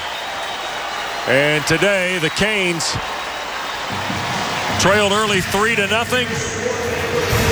And then Mark Walton and Malik Rozier set the table for a big win. Back to South Florida after this. It's time for we had a lot of red zone penalties, an issue with the snap in the red zone right before the half. But other than that, I thought offense mostly did well. I messed up a protection one time that probably cost us a first down. So I got to get better myself. But, their offense did a really nice job, I thought. Very well coached. I mean, both sides of the ball, but they did some really great things offensively, and I know our defense will learn from that. Talk about your starting quarterback, Malik Rozier. This is the first game he started as the official starting quarterback. How do you think he performed? He did well. He did well. There was a few things that he could have done better. A few balls he could have thrown maybe a little bit better. But the thing I love is he didn't put the ball in harm's way the entire day. I don't think he had one throw that was a little scary, and that's, he has a respect for the football, and, no picks, no fumbles himself, and, that snap kind of caught him off guard because somebody made a noise besides him, and the ball got snapped. So other than that, I thought he played very well. Coach, congrats on a big win today. Thank you for your time. All right, thank you. All right, Wes and James, back up to you. Rebecca, thanks. Enjoyed our first ride of the season with you, working on our sidelines. And James, Mark Rick's got some things to work on, but Mark Walton is not one of those things. He has some things to work on, but he also has Mark Walton. Yeah. And the grown-ass man, as they used to call him when he was in high school, because he was a grown man, even way back then. That's coming right from my old teammate who used to coach him. That's what they called him, and boy, did he ever run like a man throughout the day. Over 100 yards in the first half alone, and doing it with the changeup. It's not everybody can run you over and run around you and fake and make you miss. But a great day for him. His Miami Hurricane offense pretty good around him, 550 total yards, and taking care of the football, most important. Yeah, no turnovers, 6 of 7 into the red zone. They took care of business. They did what they were supposed to do if you're going to be in the nation's top 20, right? Right. And I of course, Mark Rick doesn't want to sit there and just gush over his new quarterback, but he really has to be happy the way Malik Rozier played today. Remember, you get Amon Richards back here, hopefully next week as well, and get some of those things cleaned up defensively. Defensively, I was a little bit surprised that they didn't play a little bit better start to finish. Well, we're going to see you in Atlanta next Saturday at 12:30. The Jackets home opener at historic Grant Field against the Gamecocks of Jacksonville State. We look forward to being with you at 12:30. For our producer, Dave Berenger, our director, Lonnie Dale, James Bates, and Rebecca Capel. Wes Durham reminding you that our final here today at Hard Rock Stadium was Miami 41 and Bethune-Cookman 13. We're delighted to be back with you for another campaign of ACC football on your regional sports network. And today we got a look at one of the best defensive units in the ACC. And, of course, one of the proven running stars in this league in Mark Walton. And, yes, Miami has found their new quarterback. Young man from Mobile, Alabama was pretty solid today, James. Absolutely. Some great ones have come through here and hoping to be close to some of that greatness of those Pioneers. 3 scores for Malik Rozier. Miami wins going away. So long from South Florida. See you next Saturday in Atlanta. Kubota's